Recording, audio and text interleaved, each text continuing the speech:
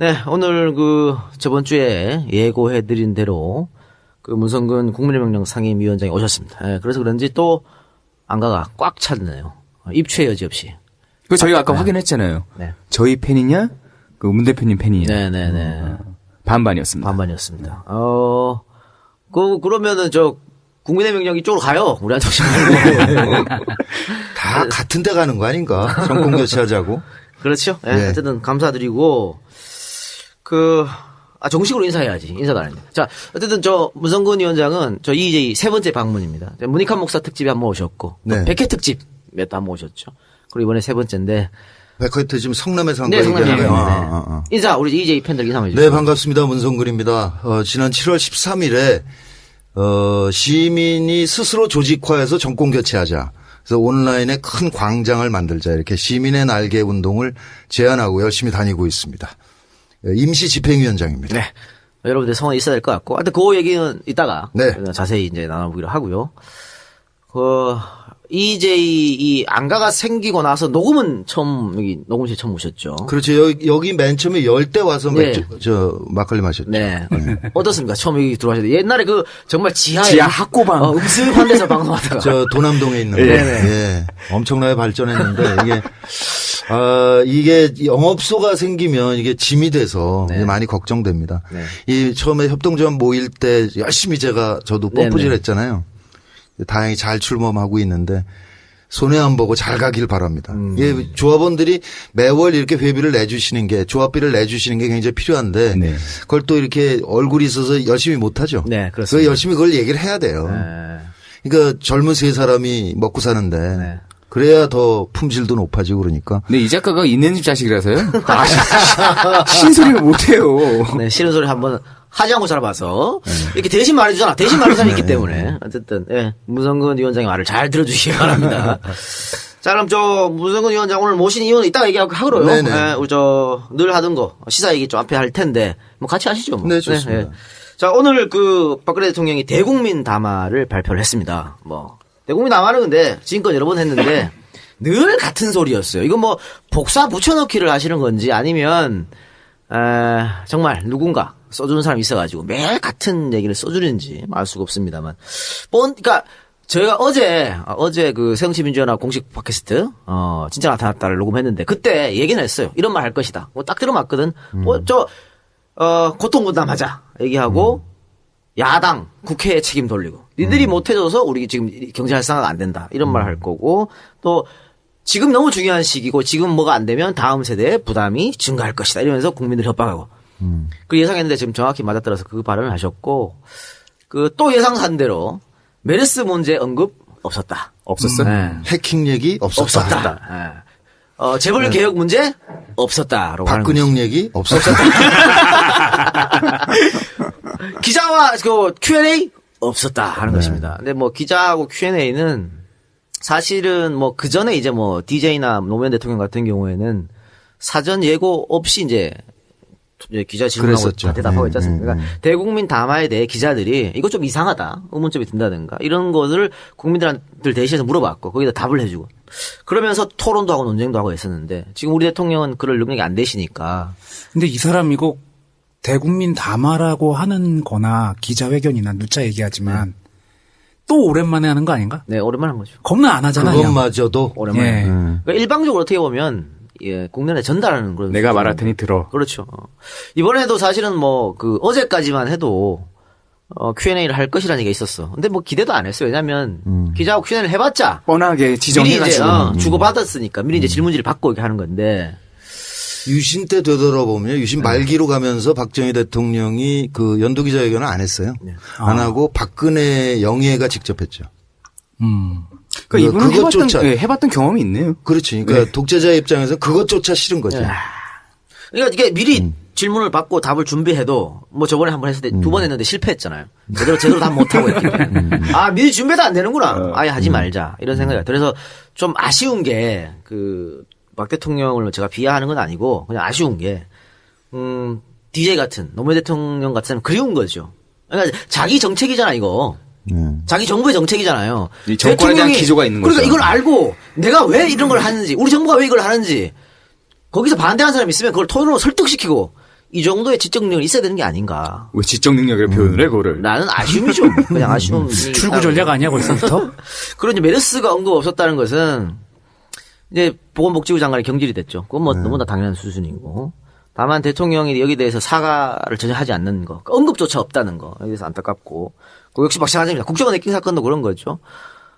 대통령 직속기관이지 않습니까? 국정원이라는 곳이. 그런데 여기에 대해서 전혀 이런 반구의 언급도 없다라는 것은 이건 국민을 무시하는 형태밖에 되지 않는다. 지금 여론조사를 하면요.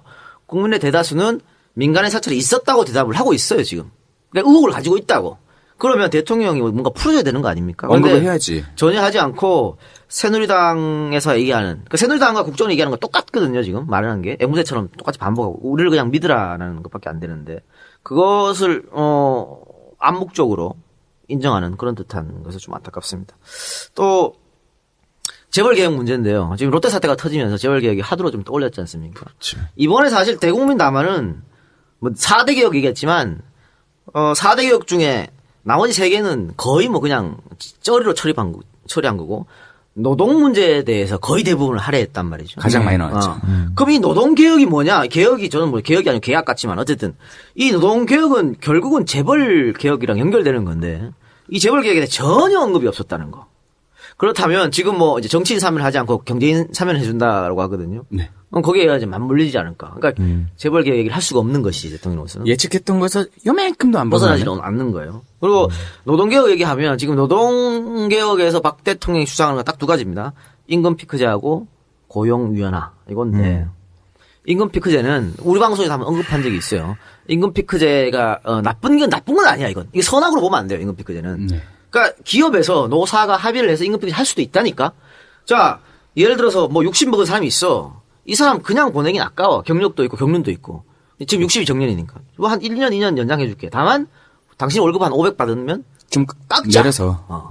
그 이건 노사가 협력하면 충분히 가능할 수 있는 거거든요. 근데 이거를 지금 박 대통령은 정부가 나서서 우리가 하겠다는 거잖아. 강제성을 띄워가지고. 그리고 이 임금 피크제, 그 나이 먹은 사람의 돈을 깎아가지고 젊은 층한테 주겠다. 이 방법론인데 어떻게 주겠냔 말이에요. 어떻게. 그건 여러분들이 알아서 하십시오. 그러니까 그게 없어요. 무조건 나이 많은 사람 돈을 깎아가지고 젊은 층에 주겠다. 이게 말이 안 되는 거야. 야, 이거는 국민한테 거둔 세금도 제대로 못 날아주는 이 양반들인데 뭘. 그러니까 이건 세대 간의 어떻게 보면 이간질일 수도 있는 거예요. 그러니까 그 젊은 층의 일자리를 얻는 건 정말 중요한 거죠. 굉장히 중요한 겁니다. 누군가를 반드시 해야 되는 건데 그 일자리가 과연 어떤 일자리인가가 중요한 거거든. 그러니까 숫자만 지금 예를 들어 뭐 10만 명이 청년 실업이다. 그런데 그중에 한 8만 명을 인턴이나 비정규직으로 고용한다. 그러니까 숫자만 늘려갖고 소용이 없는 거야. 양질의 일자리가 중요한 그렇죠. 건데 그거는 재벌들이나 기업에서 자기들 R&D 투자하고 고용 창출하고 지금 자기들이 저 사내 보유금을 한 700조 쌓아놨는 거 그걸 풀어가지고 해야 되는 건데 거기에 대해서 이런 방구도 없다 이거예요.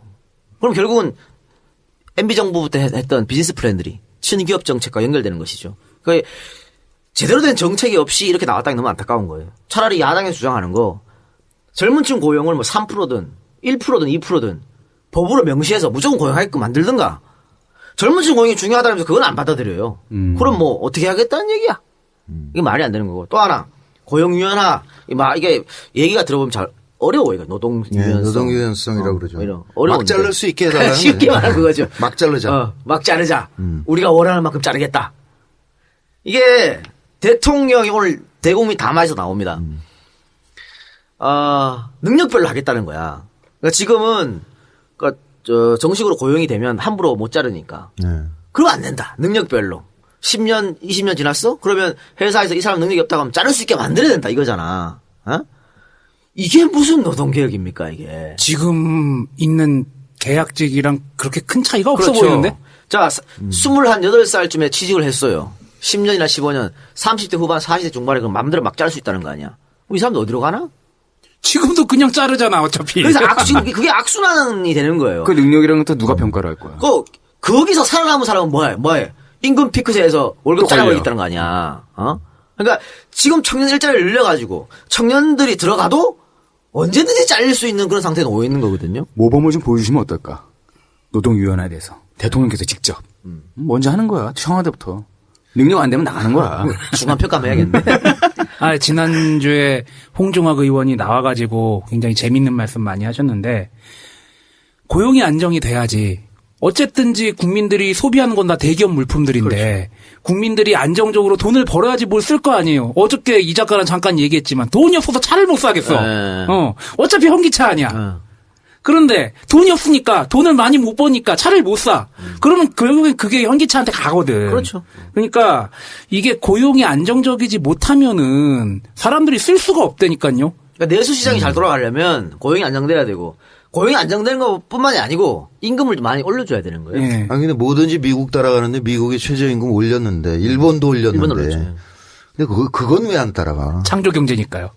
아 그리고 이 골라 사람 먹죠. 아, 정말 그 보수 신문을 하는 데서 참 어처구니 없는 게 일본에 이번에 뭐 그 최저임금을 올렸습니다만 이 최저임금하고 우리나라 최저임금을 비교하면서 일본의 그 GDP하고 비교하면 우리가 너무 높다고 얘기하는 거야. 근데 이건 어처구니 없는 게 어처구니 없냐면 일본은 최저임금하고 상관없이 아르바이트로 가면 꽤 많은 돈을 줍니다. 최저임금보다 훨씬 많은 돈을 줘.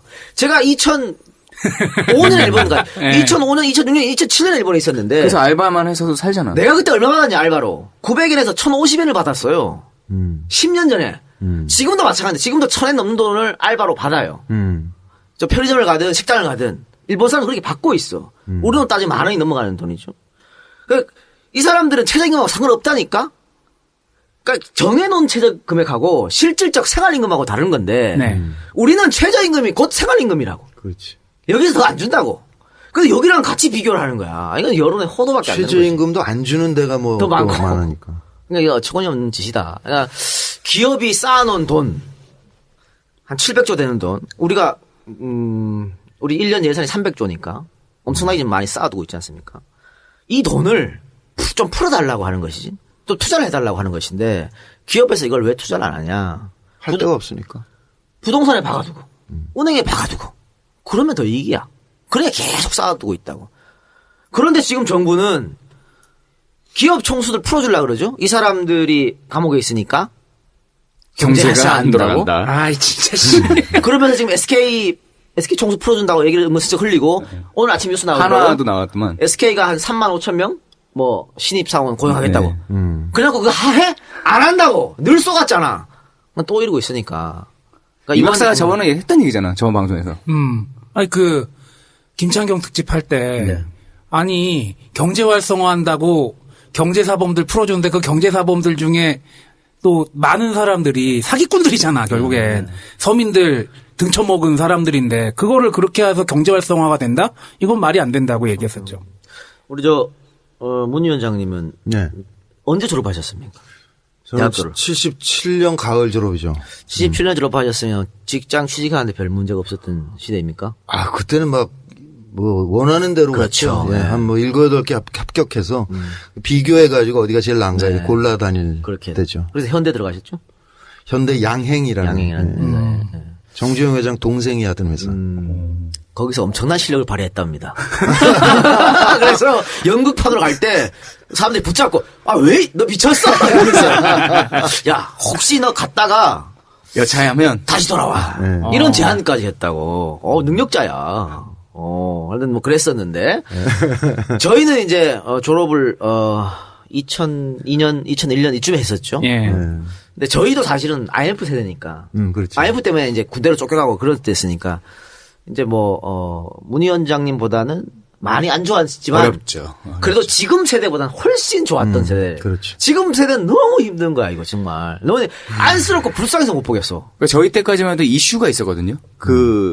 당 시대에 대해서 경제를 활성화시키든 뭐가 됐든 뭐 닷컴넷 뭐 열풍이든 그렇죠. 그랬었지. 뭐가 있으니까 그 수요가 발생을 했어요. 공급도 해주고. 근데 지금은 아예 굳어버렸죠.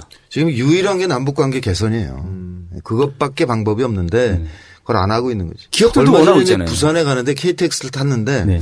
그 TV 기차 안에서 TV 광고를 하더라고. 코레일이 뭐 여행을 한다는 거 유라시아 뭐 이니시어티브 이러면서. 근데 그게 부산하고 목포에서 기차가 확 가더니 서울에 오더니 붕 떠. 그 북경하고 블라디보스톡이 나오는 거예요. 북한은 공중으로 붕 뜨고 거기서 다시 출발해. 근데 그거를 유라시아 이니셔티브라고 코레일이 행사를 하더라니까. 그런 바보 같은 짓이 어디 있어. 경제연합회에서 어떤 얘기 정부했죠? 아니 그 한 20일 전 정도에 전경련의 통일위원회가 만들어진 건 작년이에요. 네. 근데 거기서 그 박근혜 정권에게 남북 경제 교류 협력 확대를 위한 7대 사업을 제안했어요. 그래서 뭐 서로 경제 대표부, 이익 대표부를 두자. 서울과 평양에. 그리고 뭐 서해에 뭐 협력지대를 만들자. 뭐 이런 얘기 쭉 7가지를 했는데 그러니까 2007년 14선언의 한 20분의 1 정도? 그 정도로 줄여서 제안을 했는데 기사가 재밌었던 건 뭐냐면 마지막에 박 정권의 대답을 기다린다라는 네네. 게 전경련의 입장이에요. 그러니까 그 전경련의 입장에서는 더 이상 한국 경제 이대로는 견딜 수가 없으니까 이걸 열자라고 얘기를 하는 거고. 오히려 기업 측에서 먼저 기업 얘기를 측에서. 사실 개성공단이 닫혔다 열릴 때도 그랬어요. 그러니까 그 입주업체들이 굉장히 강하게 전경련을 움직여서 이 논하는 사업을 왜 안 하냐. 그러니까 아주 압박을 많이 했고 전경련이 이제 그 많이 풀었던 게 있는데 지금 저는 그 흥미로운 게 17년 대선을 생각해 보면 김무성, 유승민 대표가 다 뭐라 그러냐면 사드 도입 찬성이라는 얘기를 했잖아요. 네. 그 얘기인즉슨 종북 프레임을 계속 쓰겠다는 거거든요. 네. 17년 대선에도. 근데 경제계는 풀기를 원한다는 거예요. 그러니까 새누리당 세력은 보수와 수구의 연합 세력인데 이제 더 이상 수구적으로 가지 말자는 게 재계의 요구라는 거지. 보수만 데려가겠다. 네. 아니, 근데 이제 새누리당에서 선거에서 이기려면 종북 프레임 써야 되고 그러니까 남북과 함께 개선할 수 없고. 네. 근데 경제는 못 견디겠고. 그러니까 저 안에 조 부분이 앞으로 흥미로운 부분이고 우리가 잘해서 조기를 쐐기를 쳐야 된다라고 생각하죠. 근데 이게 앞으로 새누리당으로서는 굉장히 그 딜레마일 수도 있다. 그럼 지금 이대로 가다가는 뭐 경제도 안 좋아지고 뭐도 안 좋아지고 하면 정권 차원에서 그 새누리당 차원에서도 네. 충분히 이걸 고려할 수도 있잖아요. 눈에 보이는 성과를 내줘야 되니까. 그렇죠. 예. 아니 그러니까 그러면 자기네들이 정권 연장을 못한다라는 걸 놨을 때 네. 어느 쪽을 선택할 거냐는 거지. 박근혜 정권은 안 하잖아 지금.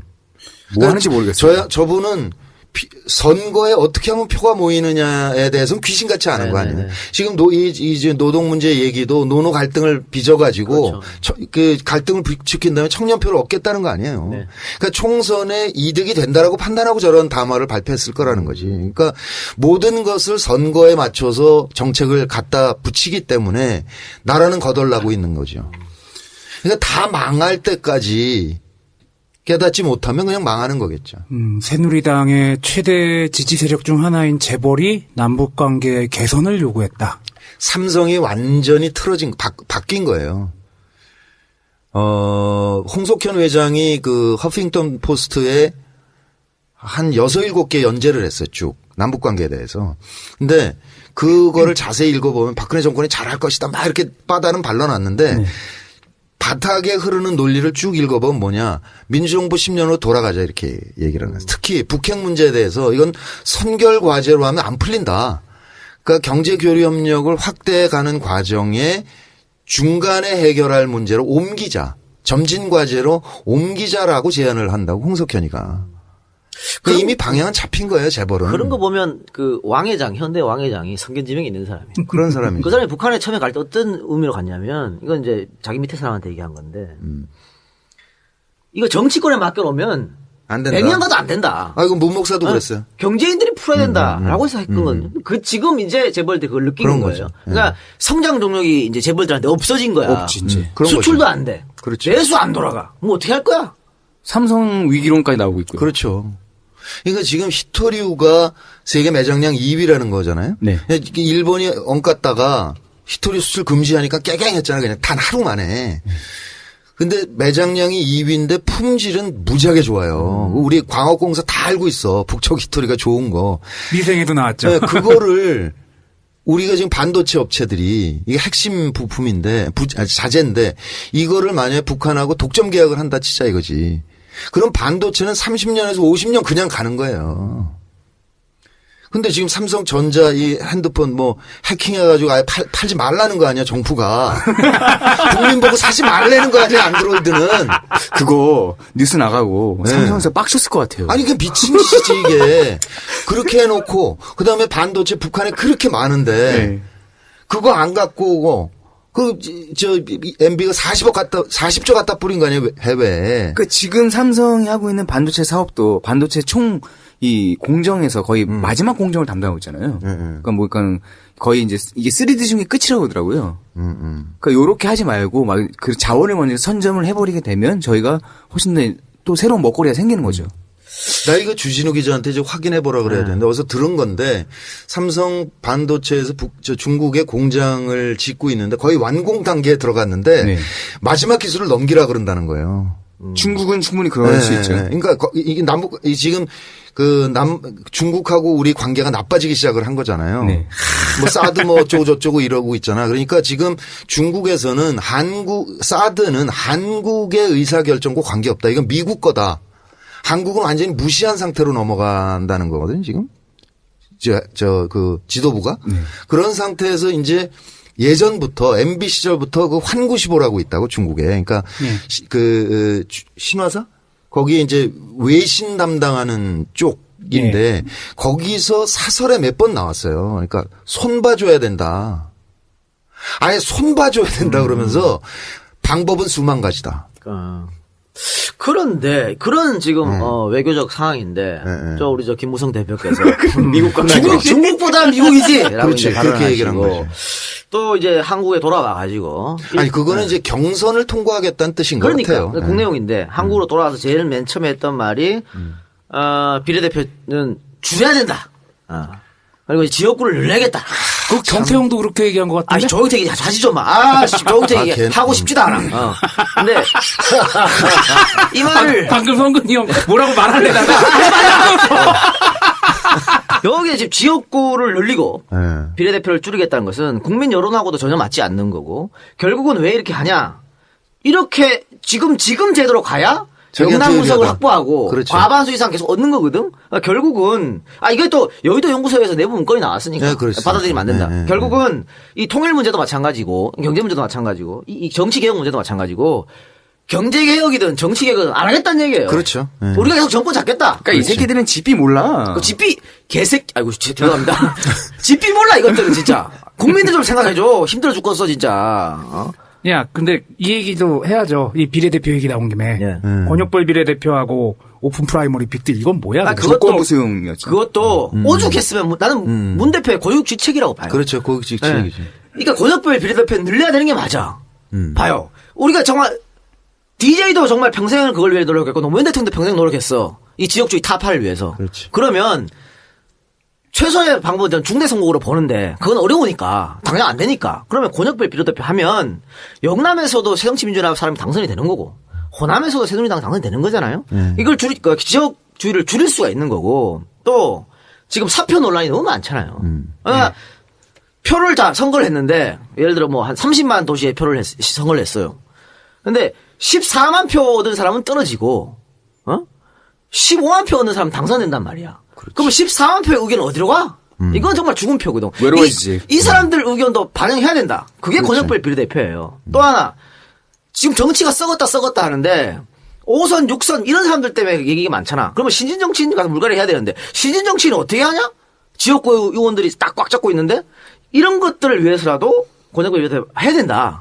너무나 좋은데 저쪽에서 안 한다고 저렇게 하니까 그래? 그렇다면 당신이 계속해서 울부짖었던 오픈 프라이머리 내 마음에 안 든다. 그러니까 오픈 프라이머리가 여러 가지 종류가 있습니다. 그렇죠. 그러니까 이거는 오픈 프라이머리 흑백 논리가 아니고 문 대표가 주장하는 오픈 프라이머리가 또 따로 있어. 근데 좋다. 그건 다 치우고 그렇게 싫다 그러니까 권역별 비례대표 그렇다면 당신이 원하는 오픈 프라이머리 받아주겠다. 이걸 바꾸자 이렇게 얘기한 거거든요. 근데 저는 이게 고육주책이면서도 의제를 우리가 미리 선점한 거야 이거는. 지금껏 늘 끌려갔는데 자 받아 안 받아?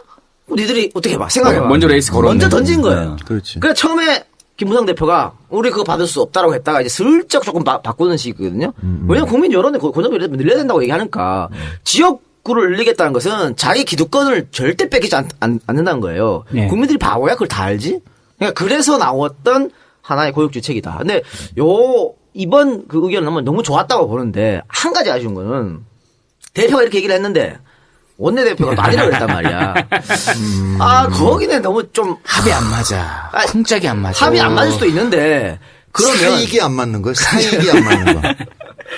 그러면 다시 자기들끼리 논의를 해서 언론에 공표를 해야 되는데 대표가 언론에 얘기했는데 바로 원내대표가 그렇게 얘기하면 이게 그러면 정말 콩가루 정당밖에 안 되는 거잖아. 그런 점이 좀 아쉬운 점이에요. 근데 이제 그 권역 이 의석수 문제 가지고 국민들께서 이제 의석수 늘리는 거에 대해서 강력하게 안 된다 그러니까. 거부를 하고 계신데 이 부분은 정말로 정치가 망하면 언론 권력이 세지는 거거든요. 그래서 언론이 끝없이 고비용 저효율의 정치라는 얘기를 수십 년간 되뇌었기 때문에 이런 현상이 나타나고 있는 건데 실제로 이건 넘어가야 되는 일이고 그야말로 10만 명당 한 명 뽑을 때 옛날 얘기지. 이승만 때 얘기고 300명은.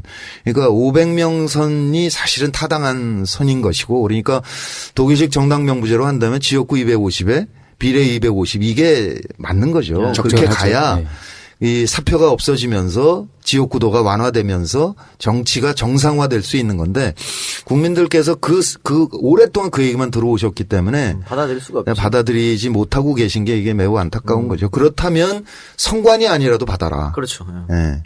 근데 이제 그러면 지역구를 50개를 줄여야 되니까 의원들의 반발이 엄청나니까 지금 이제 그걸 안 줄이겠다 이렇게 하는 거죠.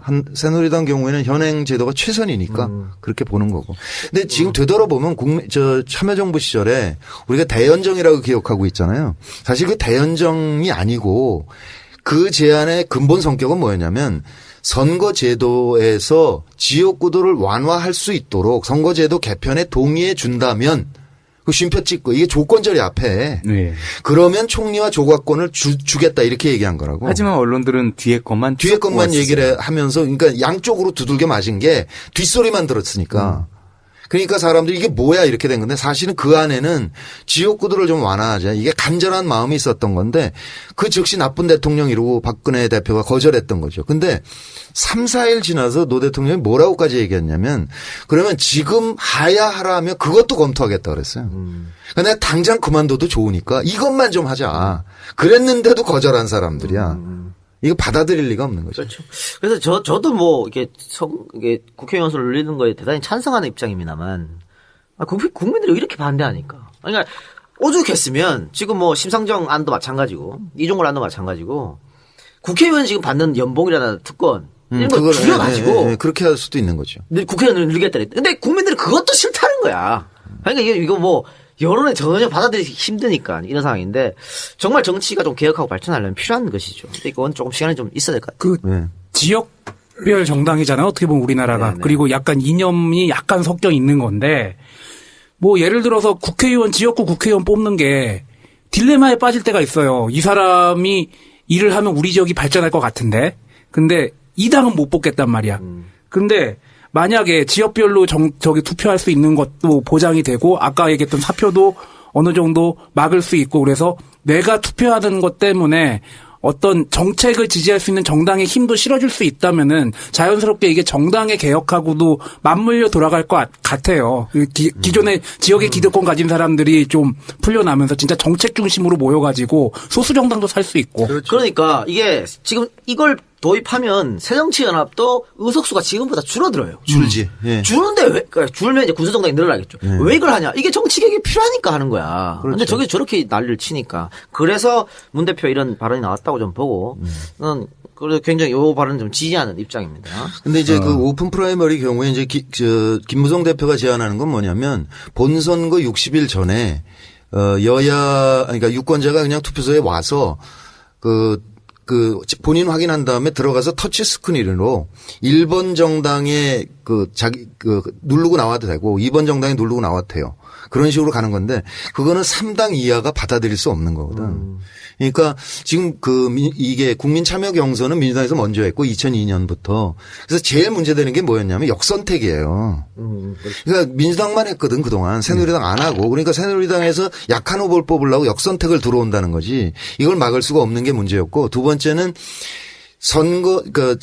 선거인단을 등록하는데 이게 지금 인터넷을 열어놓지 않았기 때문에 플랫폼이 없어서 당이 상시적으로 이걸 등록을 받는 체제가 없어요. 그러니까 경선을 앞두고 콜센터를 운영해. 하루에 1억이야. 그럼 2주 하면 싸우게 되는 거 아니에요. 근데 그 비용이 많은 데다가 두 번째는 뭐가 문제가 되냐면 등록한 사람의 주소를 확인할 방법이 없네. 그러니까 전국 한 단위일 때는 괜찮은데 국회의원 경선을 할 때는 이게 확인을 할 방법이 없어요. 그래서 지난번에 찾았던 건 뭐냐면 신용평가기관에다가 명단을 넣어. 그래서 주소 확인을 하는데 그 사람들이 한 70% 확인해 줄 수 있다고 그랬는데 사실은 90% 정도 확인이 됐어요. 근데 한 사람당 70원이 들거든. 그렇지. 건당 이것도 돈이 많이 들어. 그러니까 어떻게 하자는 거냐면 양당이 이를테면 12월 15일 날 마감을 해 선거인단 등록을 받아서 마감을 한 다음에 선관위가 중복자를 걸러주고 그다음에 선관위가 통신 3사와 업무 협약을 맺으면 법에 강제 조항을 넣으면 그냥 원터치로 주소 확인이 돼.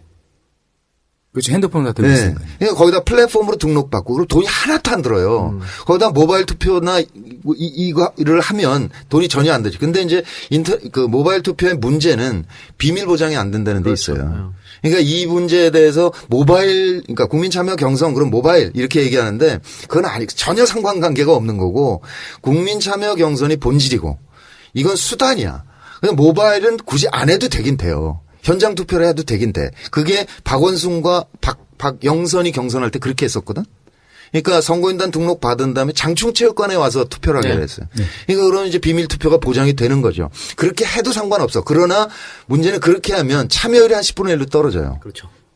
그러니까 우리는 민주진영은 조직세가 약하기 때문에 시민의 힘을 받아서 선거를 치르겠다라고 그 제도를 도입한 거기 때문에 사실은 모바일을 도입하는 게 옳으나 정 비밀 보장이 안 돼서 문제가 된다면 현장 투표라도 해야 되는데 그걸 시비를 걸고 그 제도를 없애버린 거죠. 알겠습니다. 그러면 시사 문제 하나만 더 해봅시다. 새누리당이 또 성누리당이라는 명불허전 생누리당. 우리에게 먹이를 주지 말라니까 자꾸. 있죠. 심학봉 의원이 또 사고를 쳤는데 근데 사건이 이상하게 흘러가요. 처음에는 피해자이죠. 여성이 성폭행 당했다. 강간당한 거지. 네. 신고를 했어. 한 열흘 정도. 이게 사건이랑 한 열흘 정도 지나서 신고를 했는데 언론에 알려지고 이러다 보니까 또 그 사이 이제 심은을 만난 거죠. 만나서 뭔가 딜이 있었겠지.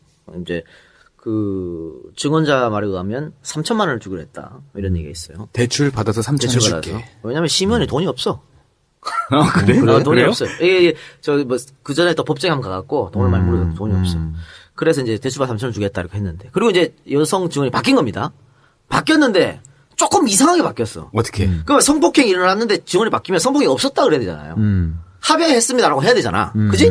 화관으로 가야지. 그런데 그게 아니고. 그럼 뭐. 합의를 한 게 아니고. 아니고. 내가 당한 것 같긴 한데. 내가 그 저항을 강력하게 하지 않았다. 은근슬쩍 저항했다. 이렇게 말했단 말이야. 상식적으로 이상하잖아. 이건 뭐야? 이거 왜 이러냐? 이거는 제가 봤을 땐 심의원과 이 여성과 법률 전문가가 만나가지고 머리를 짜낸 겁니다. 아, 설계를 한 거야? 그렇지. 왜 설계를 했냐? 자, 강간으로 처음에 신고를 했잖아요. 근데 강간이 아니고 화간이었다고 말을 바꾸면 네. 이 여성은 돈을 못 받지. 돈을 못 받는 건 문제가 아니고 이 여성이 감옥 갈 수도 있어. 무고죄로. 무고죄로. 무고죄로 가야 돼. 그러니까 내가 저항을 제대로 하지 않았다라고 말한 거는 심의원은 강간죄로 안 들어가고 이 여성도 무고죄로 안 들어가는 절충 아니야. 굉장히 묘한 겁니다, 이게. 그러니까 이게 제가 법률 전문가 중간에서 조언을 해줬다고 말하는 거야. 그러면 자, 그래서 경찰이 결국 무혐의 냈고 이제 검찰로 넘어간 거예요. 근데 경찰이 여기서 무혐의를 얘기해서 어떤 얘기를 했냐면 경찰청장이라는 사람이 자, 지금 강간도 아니고 화간도 아니야. 그러면 성매수 아니냐? 왜? 돈을 30만 원을 줬으니까. 성관계 하고 나서. 그런데 경찰청장이 성매수도 아니라 그래. 왜? 성매수 아닌 이유는 사후에 후불이야. 일이 벌어지고 돈을 줬다는 거거든요. 그래서 성매수가 아니라는 거야. 그래? 이게 뭔 개소리야? 자, 그러면 앞으로. 강로현이 무죄네. 그렇죠. 강로현도 무죄가 되는 거고, 앞으로 혹시라도 성매수 하실 분이 계시면, 그럼 안 되지만, 있으면, 후불죄로. 주세요, 후불로. 그럼 성매수가 안 돼. 경찰이 찾아왔어. 나 돈 안 줬는데? 후불로 줄 건데? 라고 하면 끝나는 거야. 아, 그러면 성매수가 아니에요? 자, 룸빵 가서 술 드실 분? 외상으로 드세요.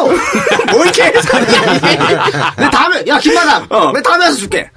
김마담, 다음에 김치 가져올게, 내가. 왜? 너 알잖아. 경찰청장 얘기했잖아. 난 못 믿어. 다음에 줄게. 이렇게 하면 되는 거야. 이런 말 개소리를 하고 있어. 그러니까 이게 경찰이 쫄은 거예요, 한마디로. 왜? 그러니까 처음에 경찰이 이제 올라왔을 때, 일선 대구경찰서에서 올라왔을 때, 야, 그 사건을 왜 우리가 맞냐 그랬거든. 깝깝해지니까. 맞고 싶지 않은 거야. 깝깝하니까. 현역 의원이니까. 그래서 발뺌했고, 여론이 안 좋아지니까 검찰로 올라간 거다. 그리고 새누리당도 마찬가지죠. 새누리당이 민주적 끌었어. 바로 반응 안 했죠. 바로 민주적 끌다가 심의원이 먼저, 그럼 내가 제가 탈당하겠다. 탈당하겠습니다. 죄송합니다. 이렇게 돼버린 거죠. 그리고 지금 새누리당 내에서도 별 것도 아닌데 왜 그러냐는 얘기가 나오고 있거든요. 그 MBN이 새누리당 여성은 19명에게 이제 이거에 대해서 입장을 물어봤나 봐요. 네. 이 중에서 12명의 의원들은 이제 사퇴를 해야 된다. 그리고 12명의 의원들 중에 그다음에 4명 정도가 뭐 사퇴를 얘기했고요. 애매모호한 입장이 6명인데 나머지 2명의 의원이 깨는 얘기를 합니다. 아니 대한민국 남성 중에 안 그런 사람이 어디 있어? 네, 또 다른 사람은 정치인도 사람이에요. 여성 의원이 한 얘기예요. 그러니까 이게 문제인 거예요. 자, 봅시다. 지금 대통령이 여성이잖아. 예. 그리고 대통령 당선되고 나서 제일 큰 스캔들이 윤창중 스캔들이에요. 그렇지. 근데 윤창중 스캔들 터졌을 때 여성가족부 뭐 했어? 아무것도 안 했어. 아무것도 안 했다고. 아니, 여성가족부 장관이 다 새누리당 국회의원 출신이었어요. 조윤선, 네. 지금 김희정인가 하고 있지. 지금 여성가족부 지금 이 사건 터져 뭐라 그러고 있어요? 너무 답답한 거야, 이거. 뭔가 이야기라도 해야 될 거 아니에요. 그러니까 이게 정말 새누리당의 이 종특, 그러니까 뭐 꼰대 마인드, 또 여성을 하대하고, 여성을 아주 밑으로 보고, 자기 마음대로 이용할 수 있다고 보고, 이게 새누리당 기본 정신인 것 같아요. 뭐라 그랬지? 손녀 같아서 만졌다 그랬나? 소녀 같은 만났다. 야, 대통령 후보라는 사람이 마사지걸, 야, 못생긴 애한테 마사지 받아 잘해준다. 이런 말 떳떳하게 하잖아요. 자연산 발언. 정치를 권력을 향유하기 위한 목적으로 정치를 하는 사람들이 많이 모여 있기 때문에 그런 사고가 계속 빈발할 수밖에 없는 거죠. 권력의 속성이라는 게 그 인류학자들 연구 조사를 보면 지금도 그런 부족이 있다는데 그 추장이 그 모든 혼인하는 여성의 초약권을 갖는 데가 있어요. 아직도. 그러니까 그게 권력의 기본인 거예요. 그러니까 모든 것을 소유한다. 그러니까 여기서 초야권이라 하면 처음 초자에 밤야자. 그렇지. 예전 중세 때 있었던 것도 있었죠. 중세 유럽 사회도 그런 게 유럽도 있었나? 성주가 이제 그런 권한을 갖고 있었죠. 그러니까. 그게 아직 새누리당 그러니까 권력의 속성이 그런 식으로 발현되면 사고가 계속 빈발할 수밖에 없는 거죠. 아니 내가 이 사건 듣고 생각났던 게 조선시대에 낮은 직급에 있던 이제 생원 정도 되는 사람이 성폭행으로 잡혀 들어갔는데 성폭행 당한 사람의 몸종이 처음에는 내 상전이라고 그랬다가 그 다음에는 노비라고 부르는 거야. 저 사람 노비라고. 근데 이게 가능한 이유가 남자가 노비를 성폭행하는 거는 번식을 위해서 괜찮다. 막 그런 식의 그런 법조항이 있었거든요. 그래서 요걸 나중에 증언을 바꿨는데 결국에는 조선시대에도 장 80대를 깠어. 양반이 건드려도. 예, 네, 그러니까 이 증언이 증언이 왔다 갔다 하니까 이거를 법대로 한 거야. 그냥 성폭행 한 거지. 그러면 무조건 맞아. 그래 졸라 맞은 거야. 지금 조선시대만도 못할 수도 있다. 그럼 이제 심학부는 어떻게 되는 거예요? 그러니까 이제 윤리위원회 제소가 됐어요. 제소가 되면. 근데 이번에는 저는, 국회의원 투표해가지고 아웃될 거라고 봐요. 근데 가장 최근에 이제 강용석 의원 투표해가지고 강용석 의원은 살아남았지. 그 양반은 뭘 했지? 난 뭐. 그 왜 아나운서 성희롱 발언. 그 발언 때문에 윤리 번호 따고 뭐 이런 거. 아유, 그것도 말도 안 돼. 야, 너 꿈이 아나운서야? 아나운서 되려면 다 줄 각오를 해야 돼. 그래, 그렇게 얘기했어. 뭘 다 줘? 야, 뭘 다 주냐? 조규찬 노래야? 참말로. 조규만. 조규만이야? 네. 아닌데? 조규찬이야. 그러면서 특정 여대를 언급했어. 다 줘야 되는데, 그 XX 여대 애들은 그 자존심 있어 안 주더라고. 이런 말을 했다고. 이런. 너 몇 주째 지금 강용석 계속 끄집어낸다? 아니, 야, 수요미 시켜 하차했대. 내가 썰전 들어가려고 했다. 강용석 내보내고 씨발 썰전 들어가려고 해. 처리하고? 야, 철이 형을 밀어야지. 이철이를 밀어내야지. 네가 강용석 자리 들어가면 어떡해. 그건 그렇네. 알겠습니다. 철이 형 계속 하세요. 그래서 이제 이번에 만약에 국회의원들이 이거를 부결시키면 국민적 지탄을 받을 거다라고 보고 이번에는 여야가 합심해서 아마 그러니까 지금 이 심학부 의원이 내가 탈당했어 이걸로 끝이라고 이제 보는 거거든요. 근데 의원직도 내려놔야 되는 거예요, 사실은. 그렇지. 그러니까 강간이면 당연히 내려놔야 되는 거고. 이거 현행 범법자 아니에요? 이거 차야 돼, 뭐야? 발찌 차야 돼. 그리고 이게 합의했다가 문제가 뭐냐? 당일날. 뭐 있었잖아. 그날 상임위가 있었다는 있었다고. 거지. 예. 메르스 전국에서 이제 전파 창이 있었다고. 그런데 거기에 가야 참석해야 할 사람이 지역구에서 술을 마시고 그걸 했다? 이건 국회의원은 도덕적. 또 그래요. 부인이 있잖아. 그럼 여기서부터 아웃이지. 그 얘기가 말이 안 되는 거예요. 그러니까 여러 가지 이유로 이건 아웃돼야 되는 거다. 그렇게 봅니다. 그럼 거기까지 하겠습니다. 근데 야 오늘 또 성근영 의원 40분을 앞내기로 했네요. 그럼 본방송은 줄이겠습니다. 아니 편집을 날리고 중간에 그렇게 안 될까? 네, 알겠습니다. 그럼 잠깐 광고 듣고 오겠습니다. 그런데 아까 우리가 이제 방송하기 전에 잠깐 만나서 식사를 했었는데 거기서 이제 문 위원장이 암살을 너무 재밌게 보셨다고. 아 예. 그러니까 저희가 그 암살 영화 때문에 또 저희도 혜택을 받지 않습니까? 다운로드가 좀 늘었죠. 약산 특집이 엄청나게 늘어나가지고. 그 저번 방송에 3년 전에 했던 방송이 에피소드 순위에 100이 올라왔다 얘기했는데 18위까지 올라왔습니다. 나도 다시 한번 들었으니까. 그러니까. 예. 그 암살 영화를 본 소감을 한번 말씀해 주십시오. 그 최동훈 감독이 천재다 이런 생각이 극찬을 하시는데. 아니 학교 후배라고 너무 밀어주시는 거 그 아니에요? 학교 후보인지 이번에 검색해보고 처음 알았어요. 근데 그 김구와 김원봉이라는 실존 인물을 두 분을 딱 등장시켜요. 그리고 나머지는 다 가상인물이고 다 가상의 사건이야. 그런데 이 지금 그 자본 검열 시대에 그 많은 돈을 들였는데 영화 보고 나면 우리 역사가 왜 이렇게 돼 있지? 라는 걸 느끼게 만들어준다는 데서 우선 경탄을 한 측면이 있고. 천재성이 있다. 두 번째는 우리가 김구나 김원봉이나 이런 분들을 등장시키면 엄숙해요, 다. 그렇죠. 모든 드라마나 영화에서 엄숙했어. 근데 우리는 안 그랬어요. 그러니까 여기만 안 그러고. 그러니까 굉장히 편안하게 그냥 그냥 일반 사람인 것 같이 등장을 시키거든. 그러니까 그게 보면서 이게 유월항쟁 이후 세대다. 라는 생각을 갖게 했는데 뭐냐면 그 이전 세대는 진영 논리도 있고 매우 심각해요. 그렇죠. 그러니까 내 경우도 인혁당 분들 집행되고 나서 그 목욕이 되어 와서 울부짖는 거를 옆에서 보고 위로해 드리고 이랬던 사람이거든. 그러니까 편안하게 접근하기가 쉽지가 않다고. 근데 그거를 그렇게 가볍게 시작을 해가지고 내용을 담아냈다. 기가 막힌 거죠. 그래서 이게 사실은 이제 봉준호 감독이 천재라고 난 느끼고 있었는데 뭐라나 그 이전 세대들은 소설 세대거든. 문자 세대. 네. 근데 그 이후 87년 이후 사람들부터는 영상 세대예요. 그러니까 사고를 영상으로 해.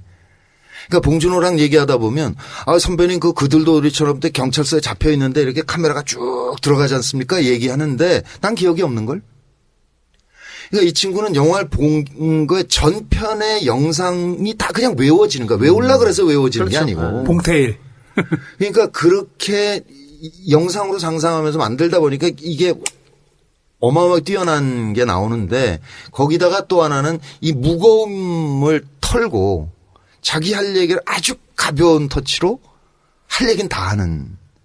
그러니까 경탄이 들더라고요. 그래서 대단하다. 그러면서 이제 사실은 이 정당혁신 운동 하면서도 정말 나 386에 실망했거든. 그런데 이 세대가 이 젊은 세대와 소통이 되면서 이 세상을 바꿔나가는 주력으로 그들이 앞장서야 되겠다 이제. 그러니까 87년 이후에 대학 들어간 사람들.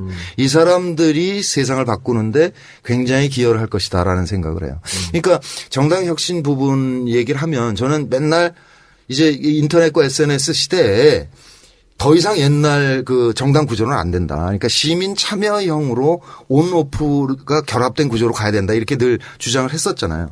근데 386 세대를 보면 386 세대는 핵심이 뭐였냐면 광주 항쟁을 어떻게 전국에 동시다발로 일으키느냐가 핵심이었어요.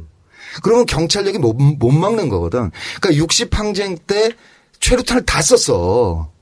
재고가 없는 상태에서 6월 24일 날 또 시위가 벌어지니까 더 이상 방어가 안 됐던 거란 말이죠.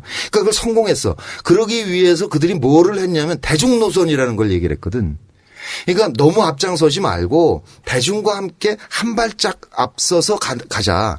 그래서 너무 어려운 얘기하지 말고 간단하게 하자. 그러니까 직선 쟁취, 호언철폐 딱 구호를 단순하게 해서 60항쟁에 넥타이 부대가 나오면서 아 이겼다 이렇게 된 거잖아요. 그렇죠. 움직이지 않을 것 같았던 대중들이 그러니까 움직였죠. 생활에 잡혀 있기 때문에 시위에 못 나올 거라고 생각했던 분들이 나오는 순간 이겼다잖아. 그러면 그 대중 노선이 뭐냐 이거 지금은.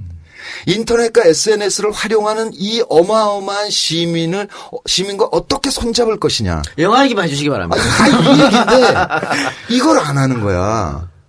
그래서 난 진짜 너무너무 기가 막힌 게 총선 당연히 부산 가서 떨어졌죠. 그래서 부탁했어. 야, 이 아젠다 너희들이 가져가라. 그럼 난 그냥 깨끗이 프레임워 할게. 나 영어 하면 돼. 너희들이 좀 이 아젠다 가져가 줄 수 없니? 안 하겠다는 거야. 그 절망이라 그럴까? 낙담이라 그럴까? 정말 너희들 정치권에서 뭘 했냐, 너희들 지금까지. 아무것도 한 적이 없는데 그것까지도 지들이 80년대 그렇게 고민했던 대중노선을 안 하는 거예요. 그러니까 이걸 보면서 그러니까 영화에서 느끼게 이게 비약이라고 느껴질지 모르지만 엄숙주의. 이걸 털고 어떻게 대중과 시민과 호흡할 거냐. 그렇죠. 기존에 예전에 우리 역사나 내지는 김구, 김원봉을 이야기할 때는 엄숙한 거, 비장미 이런 그럼요. 것들이 분명히 존재를 했거든요. 네. 근데 그런 것들을 좀 더 재미있게 그냥 접근시킨 가볍게 거죠. 털어버리잖아요. 네. 그 전지현이가 대장 되는데 그냥 조진웅이 그냥 가볍게 네. 동의해버리잖아. 근데 조진웅이가 마지막 이게 스포일이 될까봐 조심스럽게 표현하면 그가 영화 속에 마지막으로 등장하는 장면. 와, 경탄했어요. 그거는 조진웅이가 그렇게 한 건지 최동훈이가 그렇게 시켰는지 모르겠는데 야, 나 정말 그 딱 뒷모습인데 울컥 하는데 그거 같죠. 와, 이건 연출력이 대단하다. 아주 극찬을 해주시는데. 진짜 경탄했어요. 본인이 그 영화에 출연했으면 어떤 영화? 그럼 또 심각하게 했겠지, 나는. 그러니까 나도 낡은 사람인 거지. 그 경영이가 진짜 기가 막히게 하고 있는데 내가 이제 본업으로 돌아가면 걔 때문에 아주 내 밥벌이가 굉장히 걱정. 이게 애가 노역을 다 헤쳐먹어. 대한민국의 영화는 이경영이 나오는 영화, 안 나오는 영화로 나눠지지. 나이도 어린 게 말이지. 그냥 디릭디릭 살쪄가지고 머리 허해가지고 노인역을 다 해, 지가. 그러니까 앞으로 걱정인데. 그 친일파 연기를 본인이 했으면 굉장히 잘하셨을 것 같은데, 근데. 그러면 걔보다 훨씬 냉정하고 차갑게 했겠죠. 예. 그러니까 그게 나도 엄숙주의가 있는 거죠. 경영이도 굉장히 유연하거든. 그러니까 난 아주 최근에 본 영화 중에서 놀랐어요. 이 세대가 결국 세상을 바꾸겠다. 그래서 최동훈 감독이 영화에서 여러분도 당연히 아시겠지만 계속 던진 메시지가 있어요. 야, 잊지 마. 우리 잊지 마. 우리 잊으면 안 돼? 그렇지. 이게 독립운동가를 잊지 말자는 얘기거든. 그렇죠. 우리 역사를 잊지 말자는 얘기거든. 그걸 또 아주 가볍게 표현한 거잖아요. 그래서 우리 EJ가 있는 거고. 그리고 사실은 문 선배가 얘기했던 거 엄숙함 깨고 다 우리가 하는 거예요. 그러니까 EJ가 기여한 바가 많아요. 진짜 많고 이를테면 EJ 들으면서 저런 거 영화하면 좋겠다라는 생각이 네네. 들 때가 있으니까 박흥숙 등등. 네네네. 네. 그러니까 아마도 최동훈 감독이 직접 들었는지 여부는 잘 모르겠으나 영향은 받았을 가능성이 있다고 봐요. 그런 의미에서 다음 주 예고 하나 해드리겠습니다. 암살이 이렇게 흥행하는 이 시점에서 오늘 다시 한번 감춰진 독립운동가를 해야겠지 않습니까? 네. 그래서 다음 주는 정화암 특집을 하겠습니다. 오. 이 정화암 선생, 이 본명이 정현섭인데 네. 제가 좀 공교롭게도 지금까지 우리 이제에서 했던 독립운동가들이 다 경상도 분이었습니다. 대부분. 거의 그렇지. 안동. 니네 동네 많이 했잖아. 그러니까 우리 동네 많이 했는데 의도한 건 아니고 어떻게 하다 보니까 그건 내가 그쪽에서 자랐기 때문에 그 영향을 많이 받았겠죠. 그래서 했는데 이번에는 그래 항의도 많이 받았습니다. 이 작가 일부러 저런 거 아니야? 이런 게 있는데 전혀 그런 거 아니었다 말씀드리고 이번에는 그래서 이 정함 선생이 전북 김제 출신인데 이 양반이 왜 우리한테 알려지지 않았나? 박 대통령 삼성기한테 엄청 반대하는 사람. 박 대통령의 독재를 엄청 반대해서 네. 역사 속에 사라져버렸어. 그러니까 이분이 아주 먼 역사도 아니네요. 그러니까 1981년에 돌아가셨어요. 어. 훈장은 이제 83년에 받았는데 81년에 돌아가셨어요. 얼마 안 되거든. 그런데 우리는 그를 기억을 못 하고 있어요. 모르죠. 그래서 안타까워서 제가 다음 주에 해드리는데 우리가 흔히 의열단 투쟁이라고 하면 김구의 한인애국단, 또 약산의 의열단, 또 하나를 더 하면 그 이제 정암 선생의 남아 한인 청년연맹입니다. 이 연맹인데 한 개만 제가 예를 먼저 좀 드리면 그 윤봉길 의사가 도시락 폭탄 던졌을 때 이 남아 한인 청년연맹도 백정기 의사를 시켜서 같은 날 같이 보냅니다. 근데 윤봉길은 성공하고 백정기는 실패를 하고 만 거죠. 아니 서로 몰랐고. 그런데 백정기 선생은 실패했지만 윤봉길 의사가 성공한 걸 굉장히 박수를 쳐주는 건데 우리 역사는 성공한 역사만 기록하기 때문에 윤봉길 의사만 이제 기록이 남아 있는 거고 백정기 선생은 없어요. 근데 백정기 선생이 결국은 이거 실패하고 다음 단계 또 그 일본 요인을 죽이려고 하다가 세작한테 걸려가지고 잡히게 되는 것이죠. 그래서 결국은 어떻게 됐냐? 이분이 무기징역을 선고받고 감옥에서 옥사를 하십니다. 이걸 누가 다 움직였냐? 정암 선생이 움직였는데 정암 선생이 우리가 더 알아야 될 이유. 그러니까 이 한인애국단이나 의열단 투쟁 이것을 기록해주고 증언해준 사람이 정암입니다. 정암 선생이 없었으면 약산의 투쟁 우리도 지금도 몰랐을 수도 있어요. 그나마 남아있는 이야기. 그렇죠. 그 이야기를 정암 선생이 계속 이렇게 구두로 설명해주고 기록해주고 하니까 우리가 아는 거거든요. 그리고 그 약산 특집에서 우리가 말했던 설마 그 얘기? 약산 선생은 여성을 좋아했고 아내들은 허리병을 좋아하신다. 누가 증언했어? 정암 선생이 증언한 겁니다. 이런 이야기다. 근데 다음 주에는 정암 선생 특집을 하겠습니다. 잠깐만. 좋습니다. 다음 주에 서울광장. 죄송합니다. 다음 주에 저희가 서울시청 광장에서 박원순 시장과 토크 콘서트가 있어서 다음 주 아니고 다다음 주 목요일 날 하도록 하겠습니다. 얘기 나온 김에 우리 또 다음 주 8월 13일이죠. 8월 13일 저녁 7시 30분입니다. 네, 저녁에 서울시청 광장에서 이제 박원순 시장과 EJ 4인방의 토크 콘서트 열리는데 거의 홍보가 안 돼 있습니다. 그러니까 서울시에서도 좀 홍보를 나름대로 한다 그러는데 뭐 어디다 하고 있는지 모르겠던데 어디도 안 나와요. 게시판에도 없고 네. 신문에도 안 나오고 그래서 여러분들이 좀 많이 참여해줘야 우리 EJ 면이 산다는 그런 사실을 많이 좀 참여해주시고 또 14일이 임시 휴일로 지정돼 있으니까 물론 그날 오시는 분들은 다음날 출근하셔야 될 분들이 많다고 저는 봐요. 네. 그래도 많이 좀 참석해 주시고 이 14일 임시 공연을 지정하는 것도 다 못마땅해 사실은. 왜 한 거야? 그러니까 이거를 1조 3천억 또 생긴다니까. 하려면은 진작에 하든가. 그러니까 예전부터 계획을 짜봐가지고 하든가. 그리고 이게 광복 70주년이라 그러는데 그럼 80주년 때 할 거야? 또 90주년 또 할 거야? 이게 뭔가 안 맞잖아. 안 맞지. 왜 이걸 갖고 왔나 이 사람들이? 그러니까 뭐 재벌 좀 풀어주고 이런 거에 대해서 이게 물타기 하려고 하려고? 물타기 하려고? 뭔가 있다 뭔가 꼼수가 있어서 이런 거다. 그런 생각이 들어서 좀 안타까워요. 어쨌든 꼼수가 있는 전날 8월 13일 저녁 7시 30분 서울시청 광장에서 이재 3인방과 박원순 서울시장과 함께하는 토크 콘서트가 여러분들이 좋아하는 무료입니다. 예, 무료입니다. 그거 뭐냐 물어보시더라고. 티켓 어디서 무료입니다. 시청 광장에서? 예, 네. 광장에서. 광장에서. 광장에서 뭐 우리 말고 또 앞에 뭐 가수들 노래하고 하니까 많이 오시고 그날 EJ가 문바가 아니라는 걸 증명해드리겠습니다. 뭔 짓 하려고 그러는 거야? 아니 제가 저번에 설명해드렸잖아요. 우리는 다 다리 걸쳐놓는다니까. 박원순, 안희정 다 걸쳐놔. 이재명까지 차차기까지 걸쳐놓잖아. 그러니까 많이들 와셔서 좀 응원 좀 해주시기 바랍니다. 자, 그럼 잠깐 광고 듣고 본격적인 방송 해보도록 하겠습니다. 시사를 50분 했네. 아이고. 당신의 디자인을 공유하거나 판매하고 싶습니까? 창의적인 디자인을 실제로 만져보고 싶나요?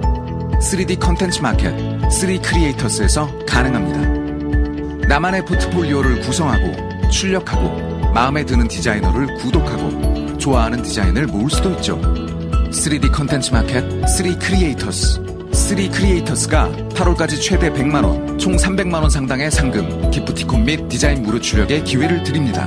자세한 내용은 3크리에이터스 홈페이지 3creators.co.kr을 참고하세요. 이거 이 작가는 저는 이해를 못하는 광고예요. 저는 이해를 못하겠습니다. 나도 이해 못하겠어요. 광고를 들어도 어떤 이야기인지 저는 이해를 못하겠습니다. 네, 요즘 그 이제 학생들도 그렇고요. 어디 뭐 이렇게 작업하시는 분들이 3D 프린터라는 것들을 갖고 작업을 많이 하세요. 아니 나는 3D 프린터 얘기 나왔을 네. 때 그 프린터를 뽑으면 그 물건이 뚝딱하고 나오는 줄 알았어. 비슷해요. 그렇게 할 수가 있습니다. 아니 근데 기계라든지 그런 것들은 부품이 들어가니까 3D 네. 프린터를 뽑는다고 그래서 그게 물건이 뚝딱 나오는 건 아닐 거고 그 뭐랄까 그 모형이 나오는 거겠지. 그렇죠. 모형이 예. 나오는 거죠. 예. 예. 그러면은 결국에 여기는 그 디자인들의 일종의 디자인들을 많이 올려놓고 네. 그 디자인이 마음에 드는 사람이 3D 프린터를 뽑아보고 이걸 이렇게 디자인이 나온 걸 보니까 이걸 이렇게 저렇게 바꿨으면 좋겠다 이런 식으로 얘기도 할 수 있는 그런 공간인 것 같네요. 예를 들면 이제 이 박사님이 갑자기 나 모아이 모델이 갖고 싶어. 근데 이 박사님이 모아이를 갖다가 3D로 만들 수가 없잖아요. 모아이가 뭔지도 몰라. 그 왜 있잖아 석상. 모아이 그런, 석상. 그런 뭐 만들고 싶은데 없어. 예. 그럼 여기 가면 그런 모아이 석상 설계도가 있는 거예요. 그럼 그걸 내가 나 프린터도 없어. 그럼 프린터도 연결을 해줘요. 그렇게 해서 여기 가질 잘 수가 설명 있는 거죠. 나왔네. 네. 3D 컨텐츠 마켓, 디자이너들의 포트폴리오 공간, 출력자들의 커뮤니티라고 설명이 돼 있네요. 제일 중요한 거 이 모든 과정에서 이 업체에서는 수수료가 발생하지 않는다는 받지 겁니다. 않는다. 아무래도 EJ 들으시는 분들 중에 그 IT 쪽이나 아니면은 PC 가지고 여러 가지 일들을 하시는 디자이너 분들이나 그런 분들이 있으니까 그런 분들한테 굉장히 유용한 정보가 될 것 같습니다. 네, 3D 프린터를 가지고 뭐 제품 모델 그 일반 시제품도 만들고요. 그다음에 여러 가지 디자인 제품들, 시제품 같은 거 많이 만드니까는 그런 분들한테 유용할 수 있겠네요. 예. www.3creators.co.kr www.3creators.co.kr입니다. 네, 그 홈페이지 들어가시면 또 자세하게 나와 있으니까 3D 컨텐츠 마켓이라니까 한번 보시고 홈페이지 가보시면 볼 게 되게 많아요. 이용을 좀 해주시기 바랍니다. 이분이 새롭게 만들었대요. 그러니까 이런 게 창조경제 아니야? 그렇지. 그렇잖아. 그렇지. 이런 게 창조경제지. 그러니까 그럼 우리 운 위원장님께서는 전혀 모르는 듯한 뭔지 모르죠 지금 뭔 말하는지 이러면서 플랫폼을 만들겠다고. 아, 나는 병풍이고. 네, 젊은이들이 운영해야죠. 아니 혹시 이런 그 마켓 같은 거 들어올 수 있나요 혹시? 근데 이제 사람이 많아지면 이 안에서 사업 발생이 가능하겠죠. 그러니까, 네, 예. 네. 그런 거 얘기하더라고요. 그냥 포털이니까. 그렇죠. 네. 네, 알겠습니다. 여러분들 많이 이용해 주시기 바랍니다. 네, 그러면 문성근 위원장 모시고 본격적인 토크 진행해 보도록 하겠습니다. 자, 일단 뭔가 또 지금 조직을 하신 것 같아요. 네, 조직이 아니고 네. 그러니까 운동장 플랫폼을 만들자는 제안인 만들자는 거죠. 제안. 네. 그러니까 운동장을 만들면 다양한 분들이 뭐 직능별로, 세대별로, 뭐 직장별로, 지역별로 이렇게 모여서 평소에 놀자, 재밌게 유익한 경험도 하고 생활 밀착형 생활 장터 같은 것도 하고 이렇게 놀다가 선거 국면이 되면 맞짱 뜨자. 그러니까 어깨 걸고 맞짱 뜨자 이거예요. 그러니까 그 플랫폼에서 평상시에는 네. 뭐 정보도 나누고 지식도 공유하고 여러 가지 하다가 그렇죠. 선거 직전에는 같이 네. 으쌰으쌰 해보자. 그렇죠. 그러니까 여기는 다만 뭐 새정치민주연합을 지지하는 것뿐만이 아니라 정의당이라든가 그러니까 네. 새누리를 지지하지 않는 사람들 다 모여라. 반세누리면 그렇죠. 되는 예. 거예요. 그렇게 해서 우리가 한번 해보자는 거지 네, 않습니까? 그렇죠. 그런데 예전에 했던 거 있지 않습니까? 100만. 뭐 맨날 빌라. 운동하시잖아요. 그거 뭐가 달라요? 뭐 그만 좀 하세요. 아 진짜. 나도 이게 마지막이에요. 근데 그 국민의 명령의 내용은 뭐였냐면 인터넷과 SNS 시대를 맞았으니까 이제 정당은 온과 오프가 결합된 시민 참여형 정당으로 진화해야 된다. 그렇게 진화가 돼야 대통합이 이루어질 수 있고 그래야 정권 교체가 된다. 이거였거든요. 그런데 그 통합이 먼저 이루어진 거지. 민주통합당, 그러니까 대통합이 안 됐고 소통합이 이루어졌는데 민주통합당 만들어질 때 혁신과 통합 측에서는 국민의 명령 쪽에서는 뭐라 그랬냐면 온오프가 결합된 시민 참여형 정당을 건설한다라는 약속을 받은 거예요. 민주당 쪽에서. 그래서 합당 결의문에 그걸 썼어. 그러니까 나는 합당하고 나서 민주통합당에서 이 플랫폼을 만들어서 시민 참여형 정당을 건설하면 된다라고 생각하고 네. 통합에 응했는데 대선에 실패하고 나니까 없애버린 거지. 그러니까 이렇게 되면 17년 정권 교체가 무망해질 것이다. 민주당이 당 지지도가 오를 방법이 없다. 그러니까 나는 나가서 시민으로서 플랫폼을 만들어서 이 안에 시민이 스스로 조직화할 수 있도록 방안을 찾겠다. 그러고 나온 거예요. 탈당한 이유가 그겁니다. 그거였죠. 그래서 나와서 연구를 하다 보니까 세계 여러 사례를 보고 뭐 우리 지형을 보고 이러다 보니까 이게 초정파여야 되겠더라는 거예요. 그러니까 우리는 소선거구제이기 때문에 양당제를 강제하거든. 그러니까 어쩔 수 없이 당선될 사람을 찍느라고 2번 찍는 사람들이 굉장히 많아요. 그러니까 정당 지지는 진보당을 찍는 사람들이 대략 12% 정도 되거든. 네. 그러니까 이거를 초정파로 하지 않으면 사람들이 다 모일 방법이 없는 거죠.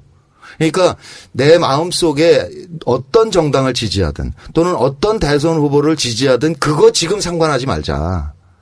일단 모이자. 모일 수 있으려면 이 안에 다양한 기능이 만들어져야 사람들이 참여하기 시작할 거 아니냐. 이렇게 된 거죠. 그러니까 이런 그러니까 온라인의 시민 참여 정치 운동은 세계적으로 많아요. 그러니까 일단 미국에 무브온이 있고 무브온 경우는 어땠냐면 98년에 구글이 인터넷을 획기적으로 업그레이드를 해요. 그러니까 예전에 오프 시민운동이 온에 모이기 시작한 거예요. 이게 무브온인데 98년에 만들어져서 처음에 클린턴 탄핵 저지를 했고 그다음에 오바마 초재선까지 당선시키면서 18년간 존속하고 있어요. 지금은 800만 거의 1000만 명이 회원이에요. 어마어마한 위력을 발휘하고 있죠. 미국 정치에서. 그다음에 또 하나는 이거를 오바마가 하는 걸 보고 영국 노동당이 그대로 배워갔어요. 자기네가 전성기에는 당원이 300만 명이었는데 지금 30만 명으로 줄어버렸대. 이 당에 예속되려고 하질 않아요, 이제는 사람들이. 그러니까 안 되겠다 해서 온에다가 플랫폼을 만들어서 시민 참여를 받아들이기 시작을 했어요. 이게 두 번째 모델이고 세 번째 모델은 독일의 해적당이라고 있는데 이게 카필 레프트 운동하는 사람들인데 IT 업계에서 보다가 야, 안 되겠다. 우리 인터넷 정당 만들자라고 해서 인터넷 이걸 IT 업자들이, IT 전문가들이 설계해서 만들었어요. 근데 카필 레프트를 하는 사람들이다 보니까 이 솔루션을 인류 공용자산으로 던져버린 거예요. 아무나 써라. 그래서 한국도 써요. 한국도 이제 번역해 놓은 게 있는데 이걸 갖고 가서 그리스에서 현지화한 게 시리자고. 그걸 집권했죠. 스페인에는 포데모스라는 정당이 생겼어. 인터넷 기반으로 오프까지 가는, 그러니까 온오프 결합인 이런 정당이 만들어진 거죠. 그러니까 이 세 가지 모델을 보고 한국에는 어떤 모델이 가장 시민 참여가 편안하게 이루어질 것이냐. 이걸 생각해서 만든 거죠. 그러니까 쉽게 말하면 한국판 무브온 운동. 그렇게 볼 수 있죠. 그것이 네. 어쨌든 정당은 아닌 거고. 정당은 아닌 거고. 네. 그런데 이게 안타까운 것은 사실은 우리는 98년에 업그레이드 했잖아요. 김대중 대통령이 대단한 것이 2000년에 우리는 인터넷을 전국에 그렇죠. 깔았어요. 어마어마하게 업그레이드 했거든. 그래서 나타난 게 노사모 현상이에요. 인터넷에서. 그러니까 그 전에 부산시장 선거 때도 사람들이 엄청 모였는데 그땐 천리안 시대거든. 다 흩어졌지.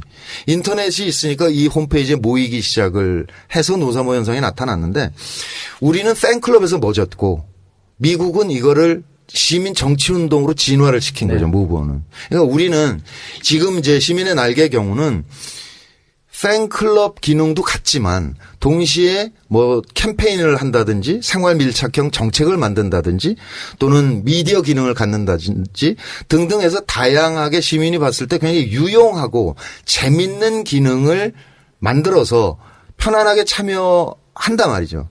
그러니까 하면 그게 저절로 지역 커뮤니티로 누적되는 구조. 그러니까 이를테면은 표창원 교수가 12년 대선 끝나고 나서 국정원 국정조사 청원 운동을 했어요. 네. 다음에서. 2주 만에 30만 명이 모였거든. 근데 지금 흔적이 없어. 끝이지 뭐 그걸로. 네. 그거는 다음에서 했기 때문에 그래. 사설업 그러니까 기업에서 했기 때문에. 이거는 민주진보 시민이 소유한 플랫폼에서 그런 캠페인이 벌어지면 흩어지지 않는다는 거예요. 거기 그냥 남아 있다는 거예요. 그러면 그 비슷한 운동이 벌어지면 빨리빨리 이게 확산이 되고 새롭게 일어날 수 있을 거 아니에요. 그러니까 어떤 것도 여기 들어올 수 있다는 것 그런 같은데. 거죠. 네, 그럼 여기서 질문.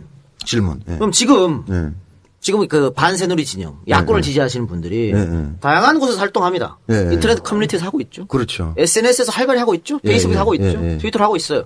우리 팟캐스트에도 엄청난 숫자가 다 하고 있어요. 그렇죠. 지금 이렇게 하고 있는데.